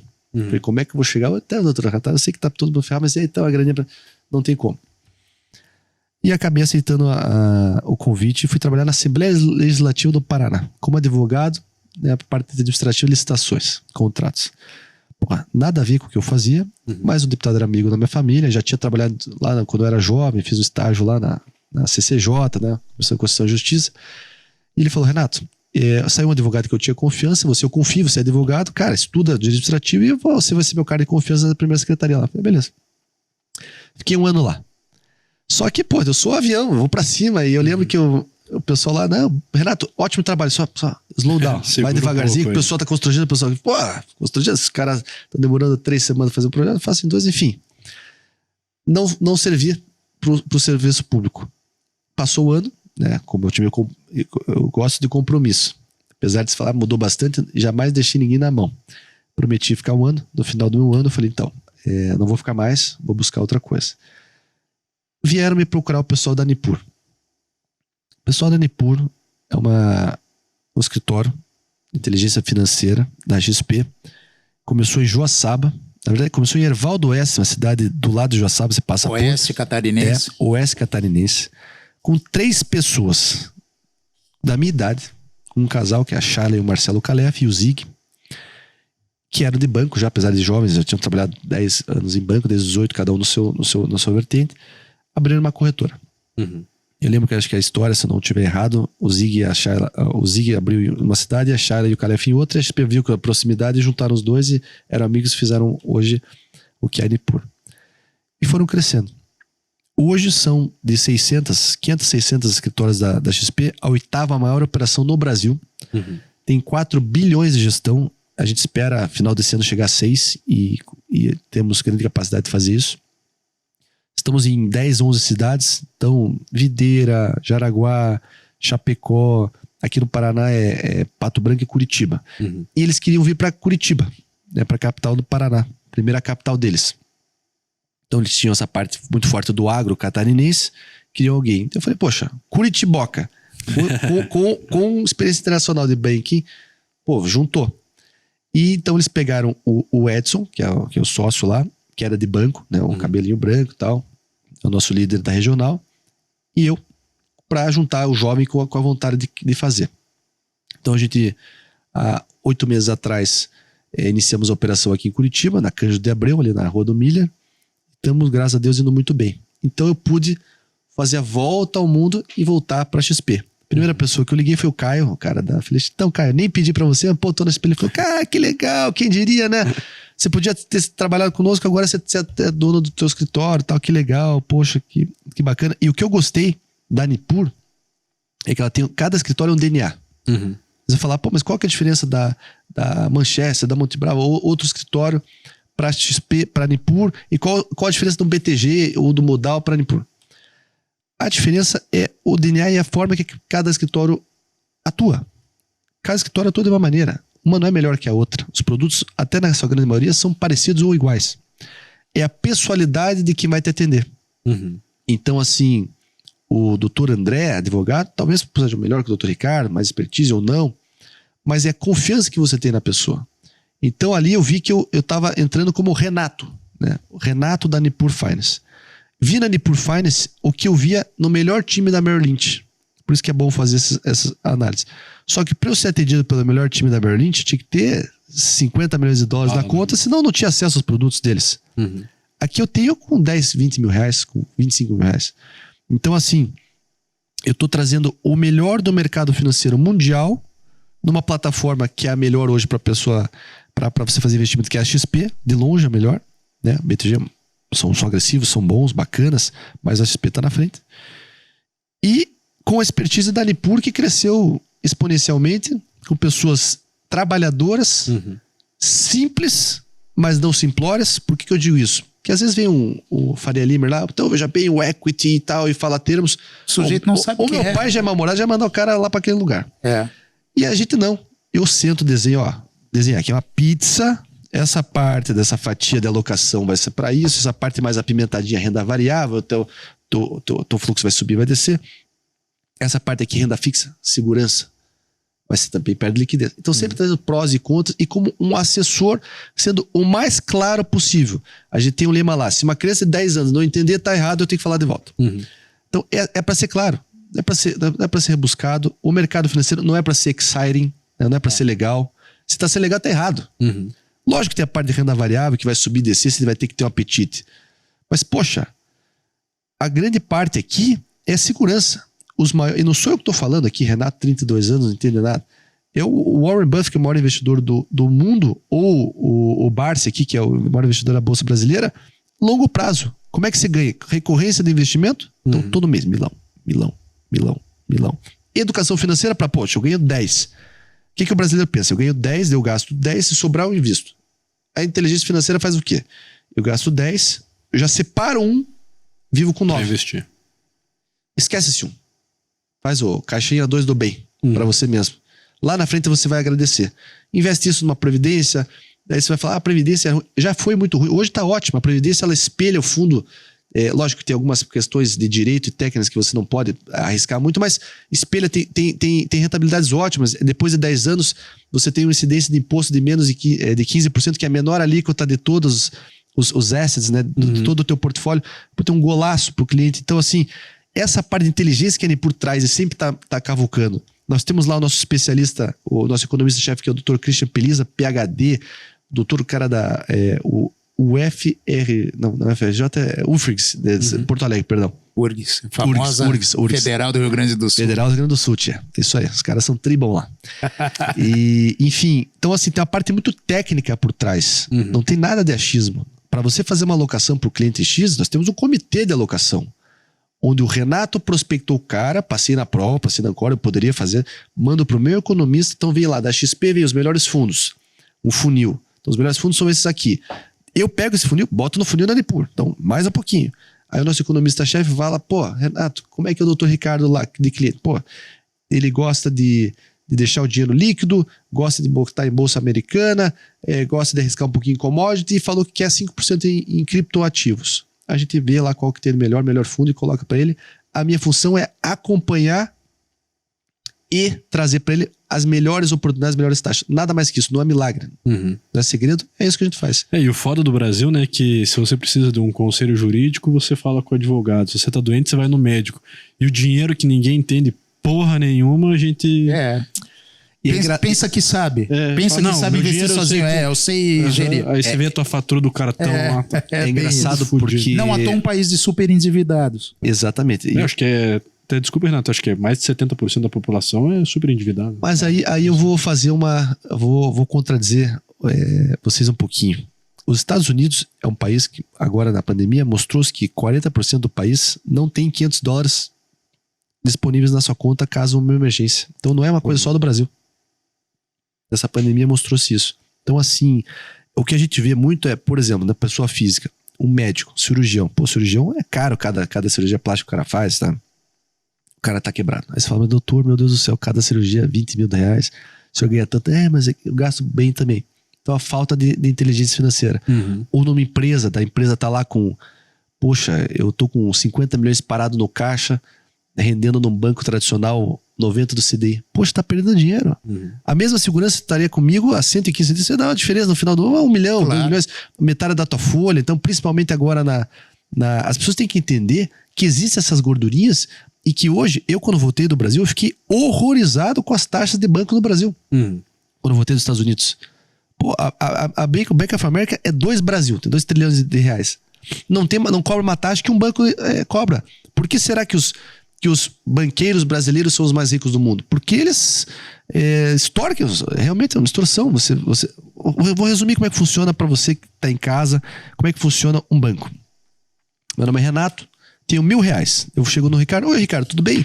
Você sai da Nipur? Tá aqui, eu quero R$1.000 para você, né? Não vou dar outro exemplo, um banco tradicional, te dou R$1.000 para ter a segurança do meu dinheiro. Eles falam, tudo bem, Renato, vou pegar teu R$1.000, vou dar a segurança que você quer, mas vou fazer o que eu quiser com o dinheiro. Como assim que eu quiser com o dinheiro? Não, eu vou fazer algumas outras operações e para eu fazer isso eu vou te pagar um FII para ter o teu dinheiro aqui para fazer isso. Vou te pagar R$10. Então no final do ano você tem 1.010. Você fala, pô, meio pouco, né? Tudo bem, tô ganhando dinheiro. Ele pega esse 1.000 e empresta pro André Marra no cartão de crédito, no limite do cartão. Aí o André estoura o cartão, ele cobra R$300 no mês dele. Só que lembra que eu tenho que pagar só 10. Esse spread é como ele ganha dinheiro. Aí o próprio Ricardo falou, não, mas eu preciso de dinheiro. Me apertei aqui, vou pegar dinheiro do banco, que eu deixei, né? Não, mas pra você pegar o meu dinheiro é muito mais caro que aquele 10 que eu tô te pagando. É 100. Pô, mas eu não acho justo. E o cara fala, ok, você não acha justo, então fuck you. Né? Então assim, desculpe, mas é assim que os bancos ganham. E hoje, as corretoras, o que o Guilherme Benchimol fez foi genial. Tudo bem, nada se cria, se copiou um modelo americano, mas ele implementou aqui, ele fez a disrupção dos bancos, né? Mostrando exatamente que essas taxas eram exorbitantes, que você pode fazer, ter o melhor interesse no cliente. O banco, querendo ou não, hoje ele tem interesse no lucro dele, pode ver, pandemia, etc. Veja, o lucro dos bancos não baixou em nenhum momento, pessoal. Então, bancos, aí o do gerente, porque ele tem que dar promoção dos gerentes, etc. Então, o cara às vezes te enfia um monte de produto. Eu, como corretor, não preciso te enfiar nada. Sou remunerado pelo fundo, não por você. Se você botar $1 bilhão comigo aqui, não render nada, ganha nada. Então, assim, a gente chama de ROA, né? Que é o que você gira da carteira. Então, esses dias até um colega meu, ele tem conta em outra XP. Ele falou, cara, o cara tá me roubando na corretagem lá. Eu falei, passa aqui a nota que eu já te falo. Eu falei, olha, cara, eu tenho que ser honesto. O cara não tá te roubando, continua com ele, mas ele talvez se comunicou mal em você e não te explicar essa taxa é a taxa da B3. Se fosse fazer sozinho, você faria também. Essa ia ser a exceção do Estado de São Paulo. Expliquei pro cara, então assim, às vezes o que falta é a parte de comunicar. Olha, esse dinheiro vai te pagar tanto desse fundo, mas a liquidez é dia de 30. Então, se precisar para amanhã, não vai ter. Ou vai tirar com deságio, né? No caso. Então, assim, você explicar pro cliente, ele tem que entender o que está acontecendo. Não tem milagre de você deixar, eu quero deixar $1 milhão em um mês. Não tem. É ao longo do tempo. Aí, fazendo essas boas escolhas, tendo um assessor para estar olhando a tua carteira. Poxa, nós tivemos... nada é imutável, né? Então, por exemplo, vou te dar um exemplo. Ano passado, a S&P subiu bastante. Começo desse ano, inflação americana descontrolada. Guerra, as ações caíram. Quem tinha fundo americano, fundo internacional dolarizado, o nosso economista-chefe em janeiro deu um call de saída. É difícil você sair quando tá ganhando. Você fala, pô, doutor Ricardo, você tá ganhando, mas vamos sair porque eu acho que vai cair. Enfim, os clientes que acataram nossa indicação saíram. A gente colocou em outra locação internacional, mas como proteção, fizemos um hedge lá e tal. A parte estruturada. Não perderam. Os outros acabaram perdendo. Então, assim, não é imutável. A gente sempre mostra para os clientes uma tabela. Eu não me lembro o nome da tabela, mas assim, dos últimos 10 anos, quais foram os mais rentáveis? Então, assim, tem ano que a ouro está em primeiro, está em último, Ibovespa cai. É difícil você ter esse timing. Mas uma coisa eu te digo. Isso li e aprendi nos Estados Unidos, nos livros de investimento lá, é o seguinte. Em toda a história do mercado financeiro, se você olhar no dia, ele vai, né? Se você olhar no mês, se você olhar no longo prazo, ele é uma reta que sempre cresce. Por quê? Porque a humanidade cresce. Ela consome, ela cria, ela empreende, né? Ela cria coisas novas. Então, a gente brincava na Merrill Lynch que de 10 anos, você vai ter 7 anos bons, 2 ruins e 1 terrível. Se você ficar 10 anos, eu garanto que você ganha dinheiro. Onde é que está o problema? As pessoas não conseguem aguentar. Eu ia te perguntar isso. Qual que é o perfil do brasileiro, assim, por exemplo? Porque você chega ali 2020, março, pandemia.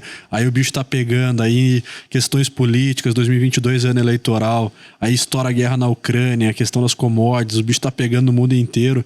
O perfil do brasileiro é aquele já... Ô Renato, como é que tá aí?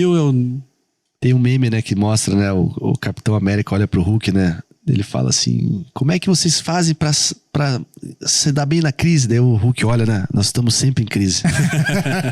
O brasileiro sempre tem crise. Desde que eu entrei, abri o escritório, daí veio lá, era Omicron, daí variante Delta, daí o 7 de setembro, o Bolsonaro vai brigar com a STF ou não vai? Enfim, e todas esses achismos acabaram não acontecendo, né? Da maneira que eles acharam. Então o mercado, ele baixa só. Né? O termômetro do mercado é muito aflito. O mercado americano é mais maduro. Por quê? Temos diferenças claras aqui. Lá nós temos 3 bolsas, tem a Bolsa de Chicago, Nasdaq, S&P, que são as 500 maiores. Aqui temos uma só, Ibovespa B3, né? Mudou agora. Lá nós temos 80% do público americano investindo em bolsa, porque assim, se você deixar o dinheiro no banco, rende pouco. Como era até ano passado, 2%. Então você se obriga, tô com o dinheiro, vou ter que empreender, vou ter que botar numa loja, vou ter que fazer uma franquia, vou botar em ações, vou botar em equities, vou botar em debênture. Então você tem que mexer. Então por isso que 80% das pessoas investem lá.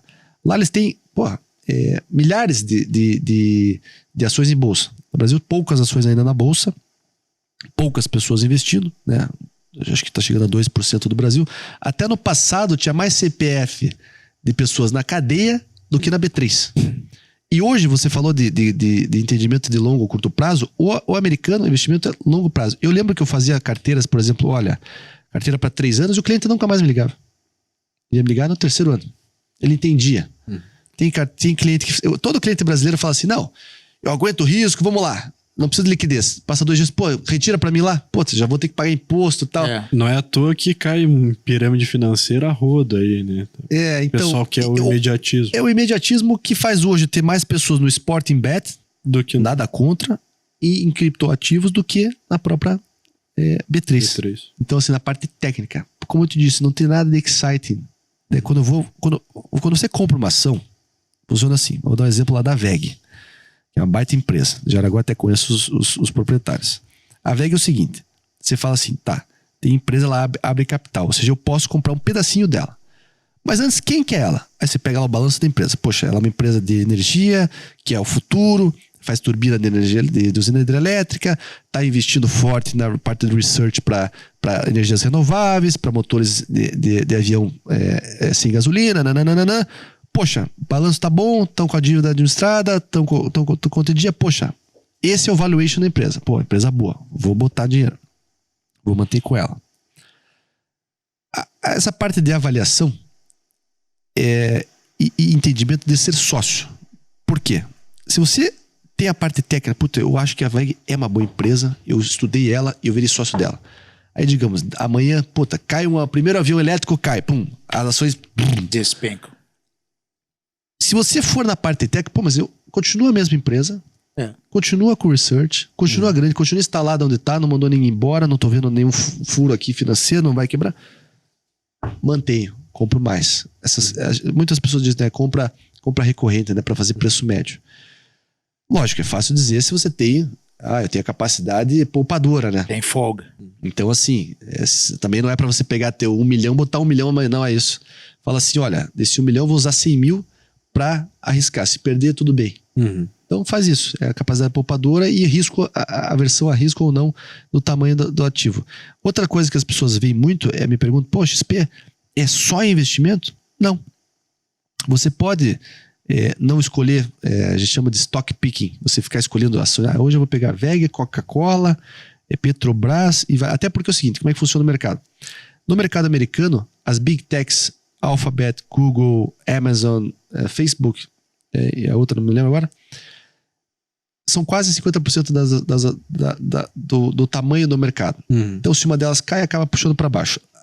Analogicamente, aqui Petrobras, bancos, Vale, também acabam fazendo isso com a Bolsa Brasileira. Então, são muito concentradas. Então, se você quer estar bem lá, bem aqui, você pode ou botar nessas ações grandes, ou bota em ETFs que você compra o índice, né? Então eu compro o ETF de S&P, então se o índice subir eu subo junto, e compro o ETF de Bovespa, se subir eu subo junto. Mas você pode investir sem botar nada em ações. Cara, renda variável não quero tranquilidade, quero rendas fixas. O que são rendas fixas? CDB.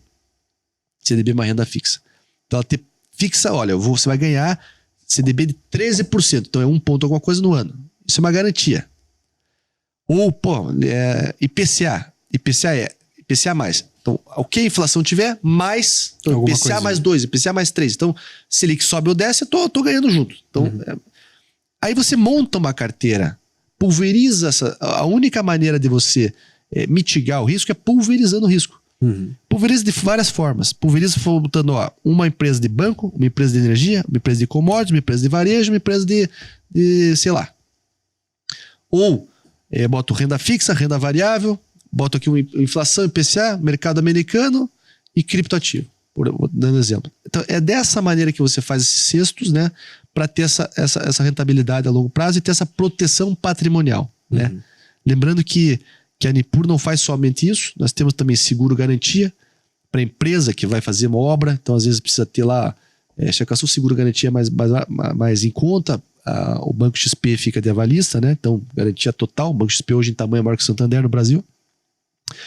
Temos seguro para funcionários, né? Algumas convenções você tem que ter, então a gente consegue cotar. Cotamos câmbio, então cotamos trava de câmbio. Então, se você é exportador, importador, ainda mais agora o câmbio tá positivo pra gente, mas tá variando bastante. É bom você fazer essas travas, principalmente para quando você tem spreads pequenos ou margens pequenas, você consegue ter a garantia do preço, né? Enfim, vários outros serviços que a gente poderia ter. Então a parte da assessoria é muito mais do que meramente ser o cara que fala, compra Petrobras. Não é isso. E é interessante isso, porque uma vez eu vi alguém falando que, por exemplo, se você tem um restaurante ou se você tem um escritório de advocacia, você acredita naquela ideia, você está investido naquilo, mas você não fica perguntando na praça se está valendo 100 mil, 150 mil, 120 mil. Só que a desgraça é que quando você olha ali a VEG caindo no teu celular, você fala, porra, tô perdendo dinheiro, não sei o quê. Mas a tese continua sendo a mesma, a empresa continua sendo a mesma. Né? A solidez não mudou por causa disso. Eu faço, por exemplo, o pessoal mais antigo compra bastante, compra imóvel, né? Beleza, comprei imóvel, 1 milhão. Comprei imóvel, não tenho essa noção de quanto ele vale hoje, vale amanhã. Pode ser que amanhã do lado construa uma boate e perca a tranquilidade do meu imóvel, ele baixa de valor, ou pode ser que cria-se uma praça e ele valorize. Não sei, não depende de mim. Tem o risco também. Mas tem com certeza o risco de liquidez. Se eu precisar amanhã vender, eu tenho certeza que o comprador que vai ver meu desespero vai falar 1.850.000 na TED. Quer? Você vai acabar perdendo. Então assim, por que não talvez no fundo imobiliário, que é líquido, você vende na hora, né? Te paga rendimentos mensais. Então assim, tem uma série de noções do dinheiro. A grande noção é o seguinte: esqueça o dinheiro pelo dinheiro, ele é uma commodity. Se você tem tempo para esperar ele crescer, você está com poder. Se você não tem tempo, você não está com poder. É a compra e venda. Então assim, se você está líquido, você tem o custo de oportunidade, pode fazer bons negócios. Se você está líquido, você pode ter boas taxas, mas você não vai ter esse poder de bons negócios. O americano entende muito bem isso. Então, por exemplo, às vezes ele tem dinheiro no banco, ele pega um empréstimo e faz outro negócio e não perde a liquidez dele. Mas por quê? O brasileiro, pô, eu vou ficar devendo. Devendo por quê? Você está pegando dinheiro, commodity barato. Você tem capacidade de pagar esse dinheiro? Então, ótimo. Se você conseguir fazer o teu outro dinheiro render mais que esse, você não conta comigo que você está pagando 1 e está rendendo 1,5, você está ganhando meio no final? Trabalha com isso, meu amigo. Por isso que eles fazem isso. Você usa o dinheiro do outro. Normalmente lá, diferença aqui, usam muita alavancagem, que aqui não faz. Alavancagem é o quê? Eu tenho 1 milhão, pego mais 1 com o banco, então eu começo a apostar com 2. Parte ruim. Se eu perder, a primeira margem que vai ser comida vai ser o teu dinheiro, óbvio, né? Pode até, talvez, dependendo do caso, ficar devendo. Mas parte boa é que se você investiu com 2, subiu 10%, você ganhou o dobro, né? Então, também tem essa parte de alavancagem. A gente faz isso com commodities, a gente faz isso com petro. É uma operação mais arriscada, mas é normal. O americano trabalha muito com leasing, com hipoteca de casa, então assim, ele mexe muito. O brasileiro é mais assim, conservador, né, nesse caso, não gosta de ter dívida, então não sabe trabalhar muito com dinheiro. E hoje tem várias oportunidades boas. Você pode pegar dinheiro por um valor baixo e botar numa taxa alta e ponto. Feito o negócio, ganhou dinheiro. Ganhou dinheiro. E é interessante esse negócio de perfil, porque... E daí eu perguntei como que era você ter esses clientes, porque a gente sabe que você trabalha com tomadores de decisão, CEO, etc. E recentemente eu estava lendo um relatório da PwC em que eles fizeram uma pesquisa, se não me engano, acho que em 2019, com os CEOs brasileiros, e o perfil deles era pessimista com relação ao crescimento da economia brasileira nos próximos 3 anos. E a própria PwC no relatório ela faz um link assim de que não que exista uma relação direta, mas que parece que nos últimos anos de pesquisa, quando os tomadores de decisão e os CEOs eles têm um pessimismo, isso estaria quase que diretamente ligado ao crescimento do PIB, porque você tem ali o cara que está na frente do empreendimento com um olhar mais cabisbaixo com relação ao futuro. E eles tinham uma previsão assim de que acho que mais de 50% dos CEOs acreditava que não teria um boom econômico nos próximos 3 a 4 anos. Assim. Aí eu perguntei exatamente por isso, porque eles fazem uma conotação com relação, às vezes, um perfil americano, um perfil mundial. Assim. Hoje em dia, vamos ser sinceros, é difícil ser otimista, né? Com o que está acontecendo no mundo. É isso que era pré-Covid, né? Se o Putin bloquear agora, mandar uma bomba atômica, talvez a gente nem assista esse podcast. Né? Então, assim, e não depende de nós, né? Mas eu sou sempre um otimista, né? O próprio Lehman falava, né? Nunca conheci um pessimista bem sucedido, né? Então, eu acredito muito nas coisas. O Brasil é um país gigante, né? Tem a parte do agro, principalmente os clientes da Nippur do Oeste Catarinense mostram isso. Tem uma bala absurda, tá crescendo, é pujante, é o futuro do mundo. Eles dependem do agro brasileiro, do agro do interior do Paraná, o estado que mais produz. E acredito que a gente é muito grande, né? Para não dar certo. Por mais que algumas coisas desse sistema são atrasadas, o sistema bancário brasileiro é muito bom, exemplo do Pix, coisa que cartão de crédito não tem noção disso. Mas a gente está começando a pegar outras coisas de score. Por que eu estou dizendo isso? O americano é mais fácil ele ser otimista porque ele tem o score do crédito, ele tem a maneira de pensar na mão dele. Como assim, Renato? O que você está querendo dizer? O que tem a ver com o que eu disse o Marra de otimismo ou não no mercado? Vou te explicar.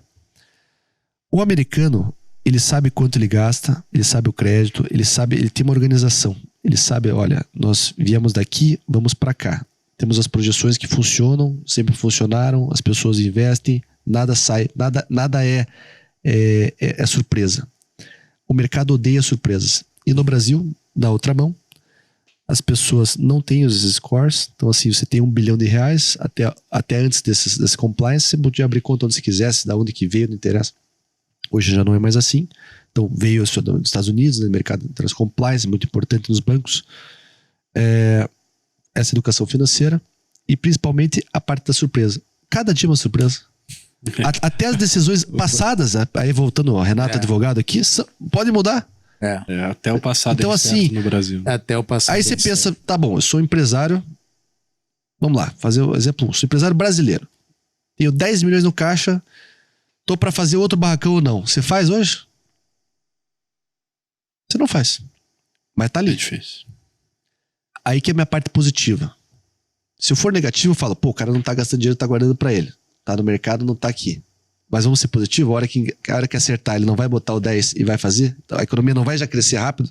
Então eu acredito no crescimento rápido por isso. Quer dizer, tem muito investimento reprimido agora. Muito investimento reprimido, muita coisa acontecendo. E outra, algumas empresas falando, cara, eu tinha um gasto aqui de 50 mil para ter todo mundo aqui, agora tá tudo em casa, eu tô gastando 10, vou aumentar minha margem, vou aumentar a produção. Também tem isso. Também você tem essa parte de trabalho híbrido e corte de custos. Então as empresas vão ficar mais enxutas e rendendo mais. E estão com dinheiro guardado. Da parte é um investidor americano. Então eu sou um investidor americano e vai falar, vou investir no Brasil. Putz, cara, será? Agora nós estamos tendo um boom na bolsa porque os investidores saíram da Rússia, estão botando dinheiro aqui. Ótimo.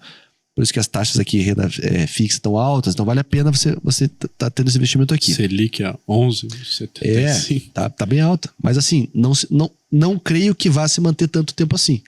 Por isso que também o custo de oportunidade. É uma hora de pegar uma taxa boa agora, que daqui 1, 2 anos vai para 8, você tá com o spread alto, né?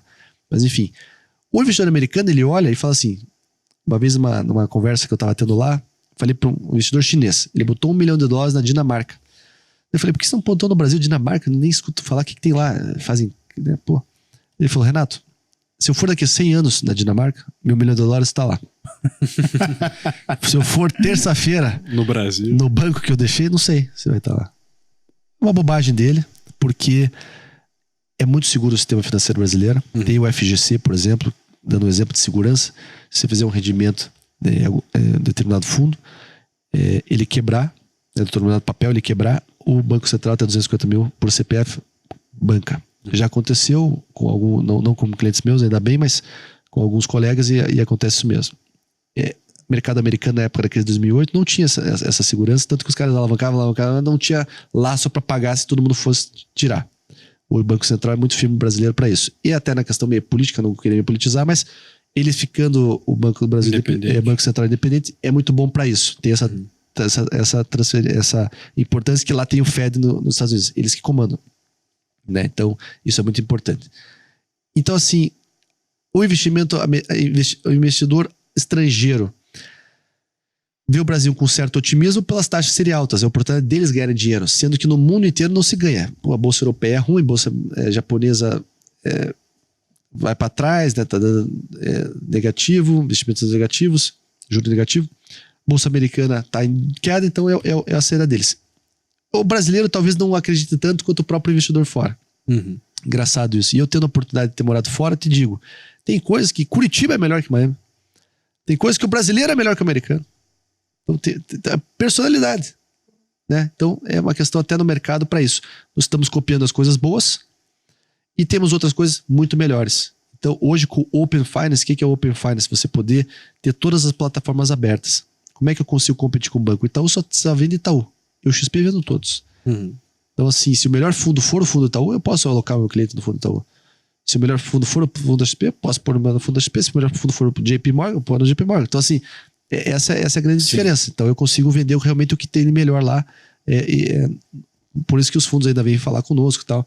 Então essa é toda acredito, não sei se eu respondi a tua pergunta. Claro. E quando você conversou sobre a criação da XP, você disse, olha, na verdade houve aqui uma disrupção dos bancos. Você percebe que estamos na iminência de ter alguma nova disrupção? O que você apostaria, pensando em mercado financeiro? O que está para mudar? O que você sente que será a próxima alteração? Vamos lá. Eu acredito que sim. Primeiro que quando a XP criou a corretora, o Benchimol criou a corretora, ela deu um grande boom com a própria entrada do Itaú, né? O Itaú entrou como sócio minoritário, todo mundo fala, o Itaú comprou a XP. Não, o Itaú nunca comprou a XP. O Itaú virou sócio da XP minoritariamente, tanto que foi essa briga, né? O CAD não deixou fazer compra total e eles brigaram porque eles queriam ter gerência da XP e não tiveram. Tanto que agora fizeram uma saída onde cada investidor do Itaú ganhou a ação da XP junto e faz o que quiser com ela. Enfim, o próprio Itaú tá criando outro agentes autônomos deles mesmos lá.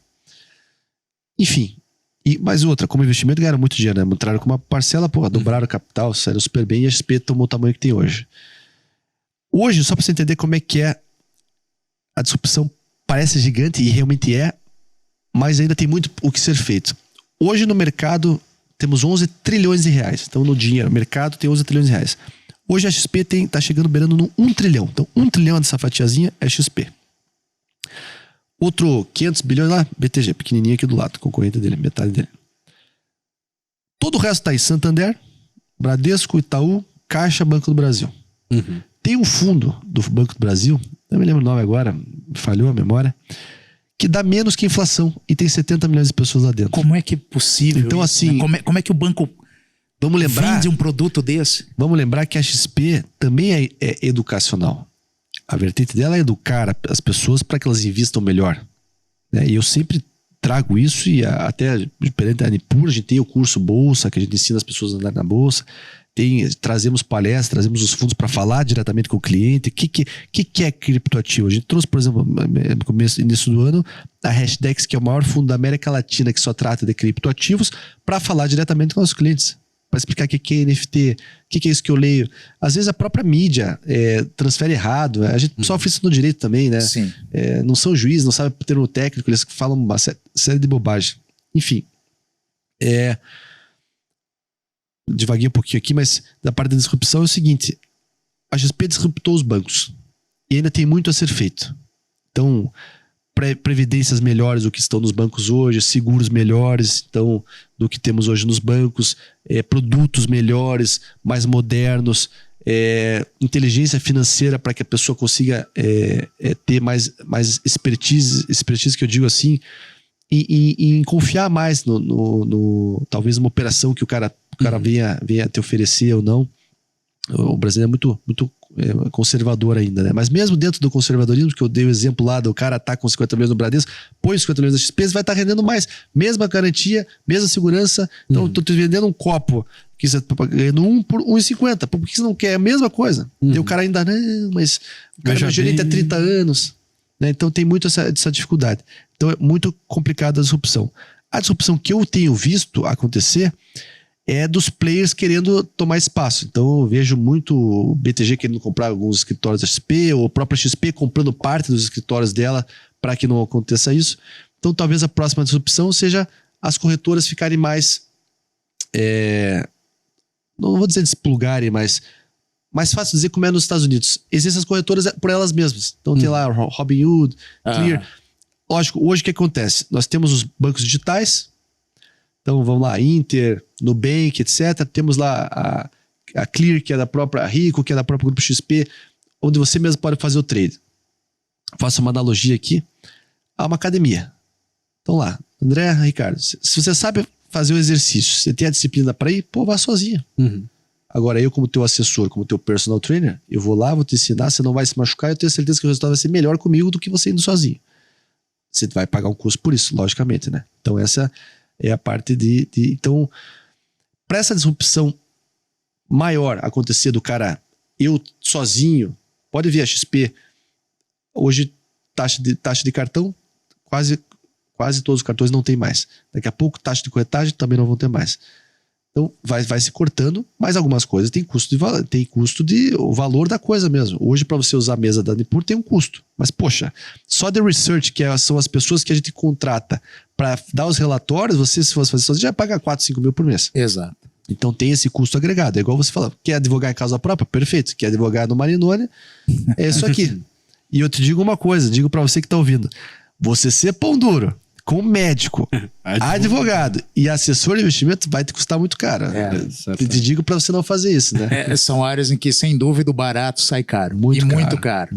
Então, talvez a disrupção seja a própria educação financeira. As pessoas estarem mais educadas, né? Você vê lá o podcast do Primo Rico, etc., bombando. Só que eu temo alguma parte dessa aceleração ser descontrolada. Vejo gente dando call de compra ação da tal. Sim. Viva de dividendos. Compra fundo imobiliário. Não é bem assim. Acabei de falar que eu tenho que ser o teu assessor, te conhecer pessoalmente, não só pela confiança, para saber o que você quer, para ter o teu fitting, né, para ação. E você pega uma ação de um cara que falou que nem te conhece, talvez essa ação não seja para você. Exato. É como se houvesse uma fórmula geral que fosse aplicada para todos, né? Isso não existe. É muito pessoal. Então, assim, eu temo um pouco por isso, porque tem muita gente, é o famoso, né? O cara ficou rico vendendo o curso do trade, mas não trader. Então, Acho complicado, né? No caso nosso lá na empresa, nós somos o skin on the game, né? Que você tem... Tem a pele em jogo. O meu dinheiro mesmo. tá investido lá. Se eu perder, perdemos todos juntos, né? E também tem que estar todo mundo no passivo a saber que isso pode acontecer. O Covid mostrou isso. Nem o PhD, Prêmio Nobel de Economia, poderia prever alguma coisa como o que aconteceu. Então, assim, entendam que o mercado é um oceano.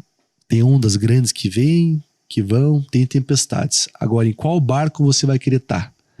Vai querer estar num barco de um bancão grande, aquele barco que demora para virar tal, ou quer estar num Manipur XP, um iate com um puta capitão experiente lá dentro, tripulantes com vontade de fazer, querer te ajudar para poder surfar essas ondas, ter oportunidades e te colocar em terra firme de volta com segurança. Então, é isso que essa é a inteligência financeira por trás do mercado, que talvez a população ainda não tenha para ter essa disrupção, mas em breve vai ter, tenho certeza. Aí você já entra política pública também e várias outras coisas. E é curioso que o Banco Central percebeu algumas situações, como por exemplo isso que você falou, Open Bank, né, que era uma realidade que poderia ser implementada e não era. Não havia, portanto, essa competição. Eu mesmo recebo diariamente convites, propostas de vários bancos dizendo, olha, sabemos que você tem tanto aqui, tire daqui, põe aqui, faça isso, faça aquilo. Outra coisa que é uma inovação incrível é o Pix. Que fez uma inclusão digital a qualquer tempo. Quer dizer, é incrível como vem sendo feito um bom trabalho. Nos perdoem aqui os nossos amigos libertários e anarcocapitalistas. Não se trata aqui de uma defesa intransigente do Banco Central, mas é preciso dizer que essa gestão vem implementando modificações que fazem muito bem ao mercado. Gestão conduzida aqui pelo Roberto Campos, né, que nos evoca o grande Roberto Campos, o grande liberal brasileiro. Eu vou dizer uma coisa, o que o liberalismo traz, né? A competição. E o que a gente está trazendo nesse governo? Uma competição bancária. É difícil você chegar hoje para os grandes bancos, que fazem um lobby enorme politicamente, e criar um Pix. Você tirou uma parte grande de faturamento deles. Na época, 27 bilhões. E vai mudar muito mais. 27 bilhões? Se eu não me engano, era algo em torno disso. Como eu falei para vocês nas conversas, vim dos Estados Unidos para cá e fiquei assustado com as taxas muito grandes. Imagina uma taxa que você fosse fazer R$10, cada taxa vezes quantidade de falar demora, né? Era um pé no saco isso. Era um absurdo. E o Pix era mais ou menos o que é o WeChat, o WePay na China. Hoje você tem um WhatsApp da China, do governo chinês, que você transfere, né, instantaneamente, algo que até o Mark Zuckerberg tentou fazer via WhatsApp, né? Você passar dinheiro, tem nos Estados Unidos via Zelle ou via Venmo, que também era transferência direta de dinheiro. Isso é uma inovação maravilhosa que eles tiveram.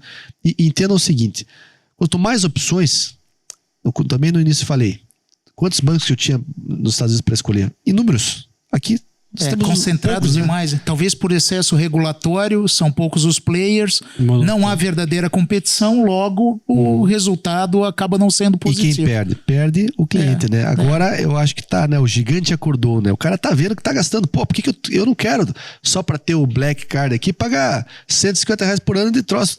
Quero a minha parte em dinheiro. Eu acho que é muito disso. Eu vou falar uma experiência pessoal. Quando eu voltei dos Estados Unidos, né, tinha passado na prova de banking lá, entendi um pouco, voltei muito mais entendido no assunto. Fui ver a conta dos meus pais. Na época eu estava no Itaú Private. Para ser o supra-sumo e normalmente quem é atendido no Private dos bancos é muito bem atendido.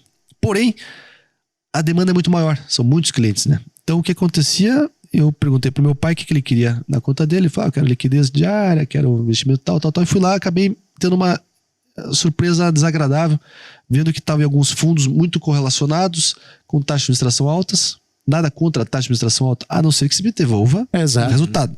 Traga resultado. Corretor de imóveis. Quero que o corretor ganhe o máximo, quer dizer que vender meu apartamento mais caro. Mas nesse caso, isso não era o caso. Enfim, fiquei bem chateado, estava totalmente fora da conformidade do que que a minha família estava esperando. Acabei sacando todo o dinheiro de lá, inclusive até a Previdência. Então, assim, acho que as pessoas estão vendo isso. Poxa, mas meu dinheiro não rende nada e os bancos estão lucrando muito. Como é que acontece isso? Alguém está ganhando, não sou eu. Né? Então, a gente está tendo essa migração. Ainda é um trabalho muito penoso, por mais que a XP esteja super conhecida, eu fico imaginando lá atrás, Guilherme Benchimol, os outros sócios, o Caio Azevedo, etc., toda a turma lá, como deveria ser difícil. Mas até hoje os caras ainda falam, pô, mas é pirâmide, mas não tem nada a ver com isso. E pensa o seguinte, nem próprio Bitcoin é pirâmide. É onde você compra o ativo. O Madoff, que foi fez aquele Ponzi Scheme mais famoso do mundo, fez até aquele filme, ele nem chegava a comprar as ações. Ele tinha uma turma que fraudava lá os balanços, ele só pegava o dinheiro e passava de um pro outro, né? Passava de um pro outro. Assim funciona. Aquela era a verdadeira pirâmide. Você me dava 10 mil, botava mais 200, daí você fala, cara, 10 e 200 no número, só que o teu 10 eu já paguei tua rentabilidade. E assim, colocou num fura, você acaba tendo o efeito dominó e todos os outros não falam. Então assim, da maneira que está o mercado hoje, isso não poderia acontecer mais. As pessoas ainda caem por ou falta de educação financeira, ou ganância, ou impaciência, que é o que o mercado brasileiro é. Impaciente, ele quer tudo pra ontem. Tudo pra ontem. Ontem. Então assim, muito difícil você trabalhar dessa maneira, mas aos poucos, e quem entende, consegue. O que a gente oferece? Hoje, o que o cara bilionário, ultra refinado em finanças faz, a gente oferece para você. Então, as operações diferenciadas, ou talvez meramente dentro da tua segurança, o produto mais seguro no momento que paga mais. Ponto. Então, assim, não precisa fazer ou inventar a equação matemática aqui. Você só tem que fazer o feijão com arroz bem feito, manter a regularidade nos teus investimentos e você consegue ter, né, a boca do jacaré vai abrindo e você consegue ter ser vencedor no longo prazo. Vencedor e ganhar da inflação, que é o mais importante, né? As pessoas não veem isso. E inflação é algo tão que corrói teu dinheiro. E se você assiste, não assisto muito agora, tô assistindo essa edição do BBB, que meu amigo Gustavo, o heterotop lá, meu amigo, gente boa pra caramba, tá indo bem. Mas o prêmio do Big Brother 1, que era 1,5 milhão, pro prêmio do Big Brother 22, que é 1,5 milhão, cara, mudou tudo. 1,5 milhão lá resolvia a vida do cara. Hoje aqui, o cara vai comprar um apartamento, ok, e acabou. Exato. Acabou o dinheiro. E fica sem dinheiro pro condomínio. Hoje, eu acho que ele ganha mais com vai ficar famoso, vai Instagram, vai bombar e com a mídia social do que com o próprio prêmio em si em dinheiro. E a Globo não acertou na inflação, né? Já tá pagando um prêmio maior. Também, né? Bobinhos eles. Enfim, é isso que é mais importante. Teu dinheiro tá rendendo acima da inflação. Ponto. O dinheiro você vai ganhar no teu trabalho. Outra coisa importante para dizer aqui para você que é jovem, poupe desde cedo, mas o dinheiro você vai ganhar no teu trabalho. Você vai ganhar sendo advogado, vai ganhar sendo médico. Aqui o meu trabalho é gerir para perpetuar o teu dinheiro no futuro. Então assim, você vai falar, mas isso é pouco. Pô, mas mesmo uma aposentadoria, só que diferente da aposentadoria que o cara pode pegar teu fundo de pensão estoral, que é o que aconteceu no governo dos outros governos lá, aqui eu não vou fazer isso. Aqui se eu fizer isso, você vai ver e vai me mandar embora, ou vai trocar de corretora, vou fazer. Você entende isso? Essa é a função do assessor de investimento hoje no Brasil. É melhor deixar esses devaneios de lado, né? De que o sujeito vai se tornar milionário por um investimento no mercado financeiro. Pode ser, mas é muito risco, né? Muito risco. Para cada um que vence, há milhares de outros que eu prefiro pegar esse cara que quer ficar rico rápido, vamos junto para Las Vegas, ele bota no preto, eu boto no vermelho e dá risada, porque talvez a gente se diverte um pouquinho, né? Porque daí é a roleta, depois, né? Aí não adianta nada que eu estudei, não adianta ter o Global Allocation, não adianta ter os reportes, tudo joga tudo fora, a gente vira bingo. Renato, você trabalha num ramo extremamente competitivo, como é que você faz para gerenciar o seu tempo?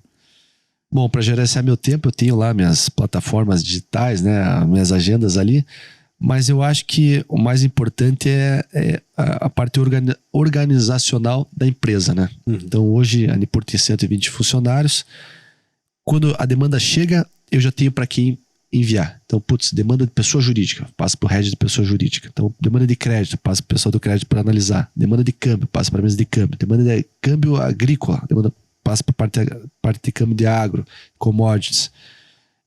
Então, sempre tenho um back office muito forte para poder estar. Eu brinco, eu gosto bastante de esporte, eu jogo tênis, jogo paddle, eu tô iniciando no golfe aí. E um dia encontrei um amigo meu e falou: cara, você só joga golfe, quem que tá olhando meu dinheiro?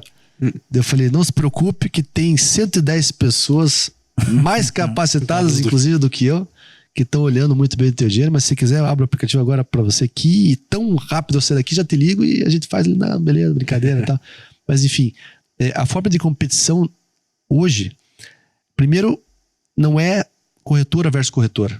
Eu não tô contra a própria corretora da XP e muito menos contra a corretora BTG. Pelo contrário, quando eu vejo que o cara tá numa corretora, eu fico feliz, porque alguém está olhando para o dinheiro dele. Que já é um grande começo. Já é um bom começo, bem isso. Então, assim, pode estar olhando, pode estar fazendo besteira, não tem problema. Cada um sabe de si. Mas eu conheço bons amigos que estão em outras corretoras. Eu acho que é uma questão mais de afinidade, né? Até brinco quando eu vou falar e alguém já está sendo atendido, eu falo, olha, faz uma comparação. Põe um pouquinho aqui, um pouco lá e vocês decidem. E se decidir pelo outro, poxa, só vou querer um feedback aqui que eu errei para poder melhorar e evoluir sempre, mas fique à vontade, estamos aqui à disposição. E outra, o caminho é muito longo, né? Tenho 32 anos, a empresa tem 6 anos ali, porque é muito longo o caminho. Não tem por que ficar se matando com a própria concorrência da XP aqui dentro. Né? Tem vários, nós temos os maiores players que estão aqui em Curitiba, então é um mercado, muita concorrência, mas eu adoro, porque pode mostrar o quão bom nós somos, né? Então eu quero mais que você vá lá e fale com todos e depois vem falar conosco. Se a gente ganhar, ótimo. Então é quase uma licitação, assim, já que eu trabalhei até isso, né? Na história parece que não entrava, agora entra para licitações. E mais importante é tirar dos bancos. Né? Tirar dos bancos não porque eu quero tirar para ganhar mais. Eu quero tirar porque as pessoas estão sendo mal atendidas. E não é nem má vontade do gerente, tá? Às vezes tem gerentes muito bons, mas o cara não consegue, humanamente impossível, ter 600 clientes e consegue estar rodando a carteira. Talvez nessa demora em, puta, eu falei com o André hoje, vou falar daqui 2 meses, a tua carteira tá caindo e você tá sendo lesado por isso. Enfim, eu acho que ou os bancos acordam, esse é o nível mundo, ou vão dançar. Já dançaram, na verdade. Como já aconteceu com outros gigantes, já, né, em outras áreas. Nós sabemos que, além de atender os amigos no podcast, trabalhar muito, se dedicar muito à família, praticar esportes, você também faz parte do IFL, Instituto de Formação de Líderes, é um dos diretores, assim como o Mar também é, e eu também, então temos que fazer uma propaganda aqui, puxar a brasa para a nossa... Sardinha. Rapaz, é muito importante. O Guilherme Benchimol, ele teve a oportunidade de morar fora, né? Bilionário, um cara super bom. E ele falou, poxa, algo me dizia que eu tinha que fazer algo pelo Brasil. Eu escuto isso no discurso do Salim Matar, que é quem criou o IFL Brasil. E escuto isso no meu próprio discurso quando eu voltei para o Brasil. Eu tinha um sentimento genuíno em ajudar as pessoas daqui. Fico muito feliz em ter... me colocado no lugar hoje, ajudando eles nas finanças deles. É uma forma indireta de ajudá-los, sim, a uma sociedade melhor, poder ajudar mais as pessoas, tanto os clientes da Nipur quanto as pessoas. E fazer parte do IFL, para mim, é uma honra muito grande, primeiro por compartilhar espaço de tempo na agenda com pessoas como vocês. A honra é nossa. E de poder ajudar de fato, né? Eu gosto muito da política, sempre gostei. Participei sempre no bastidor com a comunicação, conheço vários lados, né, da história e acredito que, pro meu entender, o liberalismo é o que me agrada mais e é o que traz melhorias reais e sociais para as pessoas, né? Você não pode tentar só dividir o que tem, temos que criar outras coisas. E se não fossem esses criadores, esses empreendedores, a gente não estaria onde está aqui, nem existiria a XP. Ficaria tudo do mesmo, né? Então, não existiria outras coisas. Então, é a minha forma singela em ajudar. A agenda realmente, às vezes, apertada. Mas todos aqui fazemos um esforço tremendo para fazer. O IFL já está mais de um ano rodando muito bem aqui em Curitiba. E tem várias outras cidades. Uso o meu Instagram pessoal para fazer propaganda para os dois. E acho que é muito importante, porque é o país que a gente quer pra gente, né? Você não se preocupa com a tua finança lá na frente, também tem que se preocupar com o teu país lá na frente. Exatamente. Esse é o ponto. E é excelente podermos contar com pessoas tarimbadas, qualificadas no Instituto de Formação de Líderes, né? Isso é fundamental para nós. Pera, deixa eu pegar uma. Pegar uma aguinha para mim, obrigado. Enfim. O IFL, para mim, está para a minha função social na sociedade, parte política. Então, além das leituras liberais que a gente tem que fazer, a participação dos eventos, você sempre está aprendendo. E querendo ou não, é um certo até network, né? Você tá para mim, comentando com as pessoas boas. eu pessoalmente tenho um apreço ao IFL e também me joguei de cabeça exatamente pela mesma razão. É a forma que a gente tem de pessoas com ideais semelhantes, que acreditam nas mesmas coisas, conseguirem se reunir, conversar, trocar ideia e juntos a gente conseguir devolver para a sociedade, para o Brasil, aquilo que acreditamos e que achamos ser o melhor caminho. Que jovem hoje para o seu dia para falar de liberalismo? Pois é. Que jovem hoje para estar num evento, para escutar alguém falar, sem ganhar nada em troca, financeiramente dizendo. Então acho que esse é o sentimento social que a gente tem que ter. E isso é muito importante. Então me agrada muito, me alegra fazer parte do EFL. Quero que mais outras inúmeras pessoas façam, que a gente possa, que o EFL funcione até depois das nossas partidas. A ideia do Salim foi magnífica e com todo empenho e qualidade do EFL Curitiba vai ser ainda mais. Então você veja, são pessoas notáveis que fazem o mundo melhor. Benchimol, Salim Matar, tá? Então assim, Dr. Ricardo, Dr. André aqui, criando o Atlas. Dr. Renato. Isso aí, Renato, é o mundo dúvida. melhor. Alguém vai ver aqui, se uma pessoa que assistir esse podcast se interessar por inteligência financeira, educação financeira, educar o seu filho, cuidar do dinheiro dele melhor, ou se interessar por liberalismo, ou se interessar em assistir para aprender, quem são essas pessoas, por que eles estão sendo convidados, né? Por que já mudou a vida das pessoas. Certamente, Sim. tanto que a gente, quando resolveu criar isso aqui, a gente falou, por óbvio que a nossa pretensão não é ser o Flow, o Podpah ou outros grandes podcasts. Se isso acontecer, excelente. Mas a nossa ideia é exatamente propagar os ideais e aquilo que nós acreditamos da nossa forma. É no IFL, é no Atlas Podcast, é nos livros que nós recomendamos. A gente sempre gosta de falar das recomendações do livro, por quê? Porque é através do conhecimento em que a gente vai multiplicar essas ideias. Eu li num livro que diz assim, o medo tá no desconhecido. Então se a gente conhece as coisas, a gente não teme. A gente tem coragem. Então assim, por isso que eu sempre busco aprender, busco evoluir a todo custo, né? Em tudo, né? Não só nas finanças, como nas leituras liberais, como em inúmeros assuntos. E a parte boa de trabalhar no mercado financeiro, cara, que sempre tá aprendendo coisas. Então, aprendi sobre PCH, aprendi sobre fusões e aquisições, aprender sobre business das pessoas. Então, a gente faz business com concessionária, com mercado, com coisa. Então, se você está aprendendo alguma coisa, isso é muito importante. E eu acho que engrandece a todos aí, tanto do mercado financeiro ou não, ou da parte jurídica. No final das contas, somos, né, todos seres humanos que estão preocupados em serem felizes, em terem dinheiro, né, e fazerem algo melhor para o país. Então, acho que é isso que nós devemos, como cidadãos, né, ter essa preocupação. Exato. E você que ficou interessado no Instituto de Formação de Líderes, consulte a nossa página, dê uma passada no IFL Curitiba, no Instagram. Você verificará a qualidade dos nossos eventos anteriores e perceberá a importância de poder se engajar numa iniciativa para a construção de uma sociedade mais livre, mais justa e mais próspera, que é o que todos nós almejamos. O objetivo do Atlas Podcast sempre foi inspirar as pessoas, né? Então estamos muito menos preocupados com quantidade de visualizações do que com a futura inspiração, né, que o depoimento aqui dos nossos convidados trará para as pessoas. E tenho certeza que você é uma pessoa com uma trajetória para lá de inspiradora, né? Teve tão novo já passagens interessantíssimas aí da tua vida profissional e tenho certeza que nesse sentido todos que estão nos ouvindo agora aprenderam muito, puderam sentir um pouco dessa tua experiência, se sentirem inspirados. Eu mesmo me senti aqui mais inspirado, percebendo o quanto é preciso realmente acelerar, o quanto é preciso acreditar em si mesmo, mas se acreditar com preparo, né? Se acreditar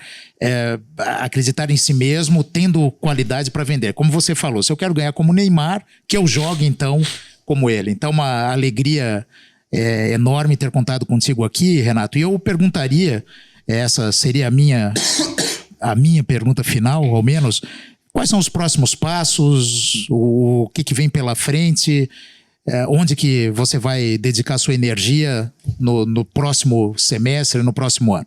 Primeiro agradecer, é uma alegria tremenda estar aqui com vocês. Eu nunca tinha participado de um podcast, né? E tenho certeza que você vai ser maior que o Flow e vamos pensar alto, né? Sonhar. Que assim seja. Sonhar pequeno ou grande tem a mesma energia, né? Tiger Woods dizia, né? Comecei a ter sorte depois que treinava 12 horas por dia. Então, assim, É bem isso. o futuro, a minha reserva, ajudar ainda mais clientes, quero que a Nipur cresça. Nós hoje somos a 8ª maior operação do Brasil. Quero talvez crescer para o lado, né? Talvez transformando no futuro um banco, para poder ajudar com outros produtos. Temos um planejamento pensado já para os próximos anos. Lógico, pé no chão, muita humildade, muito trabalho, sempre pensando no longo prazo, né? Não é uma corrida curta, é uma maratona. Mas seguindo o mercado financeiro, podendo ajudar ainda mais pessoas, né? Parte educacional também, fazendo cursos que as pessoas possam aprender a mexer melhor. E creio que é isso. Eu não gosto de me politizar nem de falar de religião aqui, mas eu sou da Opus Dei, então o Dr. José o Monsenhor Escrivá dizia que você trabalha e o teu trabalho é a tua honra a Deus. Então, o que eu vou continuar fazendo é honrando a Deus com o meu trabalho. Então, quero que meus clientes continuem sendo muito bem atendidos na Nipur e a gente possa sempre estar evoluindo nesse atendimento para que eles possam ganhar mais. E se você ainda não tem conta na XP, faça a mesma coisa. Entre lá no Instagram da Nipur, né, e procure, né, nosso atendimento, que vai ser um prazer poder atender vocês. Mais uma vez, muito obrigado, André. Muito obrigado, Dr. Ricardo. Conte comigo no IFL. Conte comigo aqui, né, tanto na parte profissional como na parte de amigo, para apoiar. E é um prazer tremendo fazer parte desse time. Espero que a Atlas, e com certeza vai ter muito sucesso ainda para frente. Muito obrigado. Obrigado, foi uma alegria para nós. Nós agradecemos você, foi literalmente uma honra, extremamente inspirador você poder tirar um tempo aí da sua agenda. Eu particularmente me senti bem inspirado, eu conheço, já considero um grande amigo, e conhecer um pouco mais da história pessoal certamente vai nos levar ainda mais longe. E pessoal, se você gostou desse episódio, se você nos acompanha o nosso trabalho, se inscreva no nosso canal, compartilhe com alguém que você achou interessante, tem certeza que vai gostar, precisa aprender um pouco mais de finanças. Nós vamos deixar os links aqui na descrição e até a próxima. Até mais, um abraço. Valeu.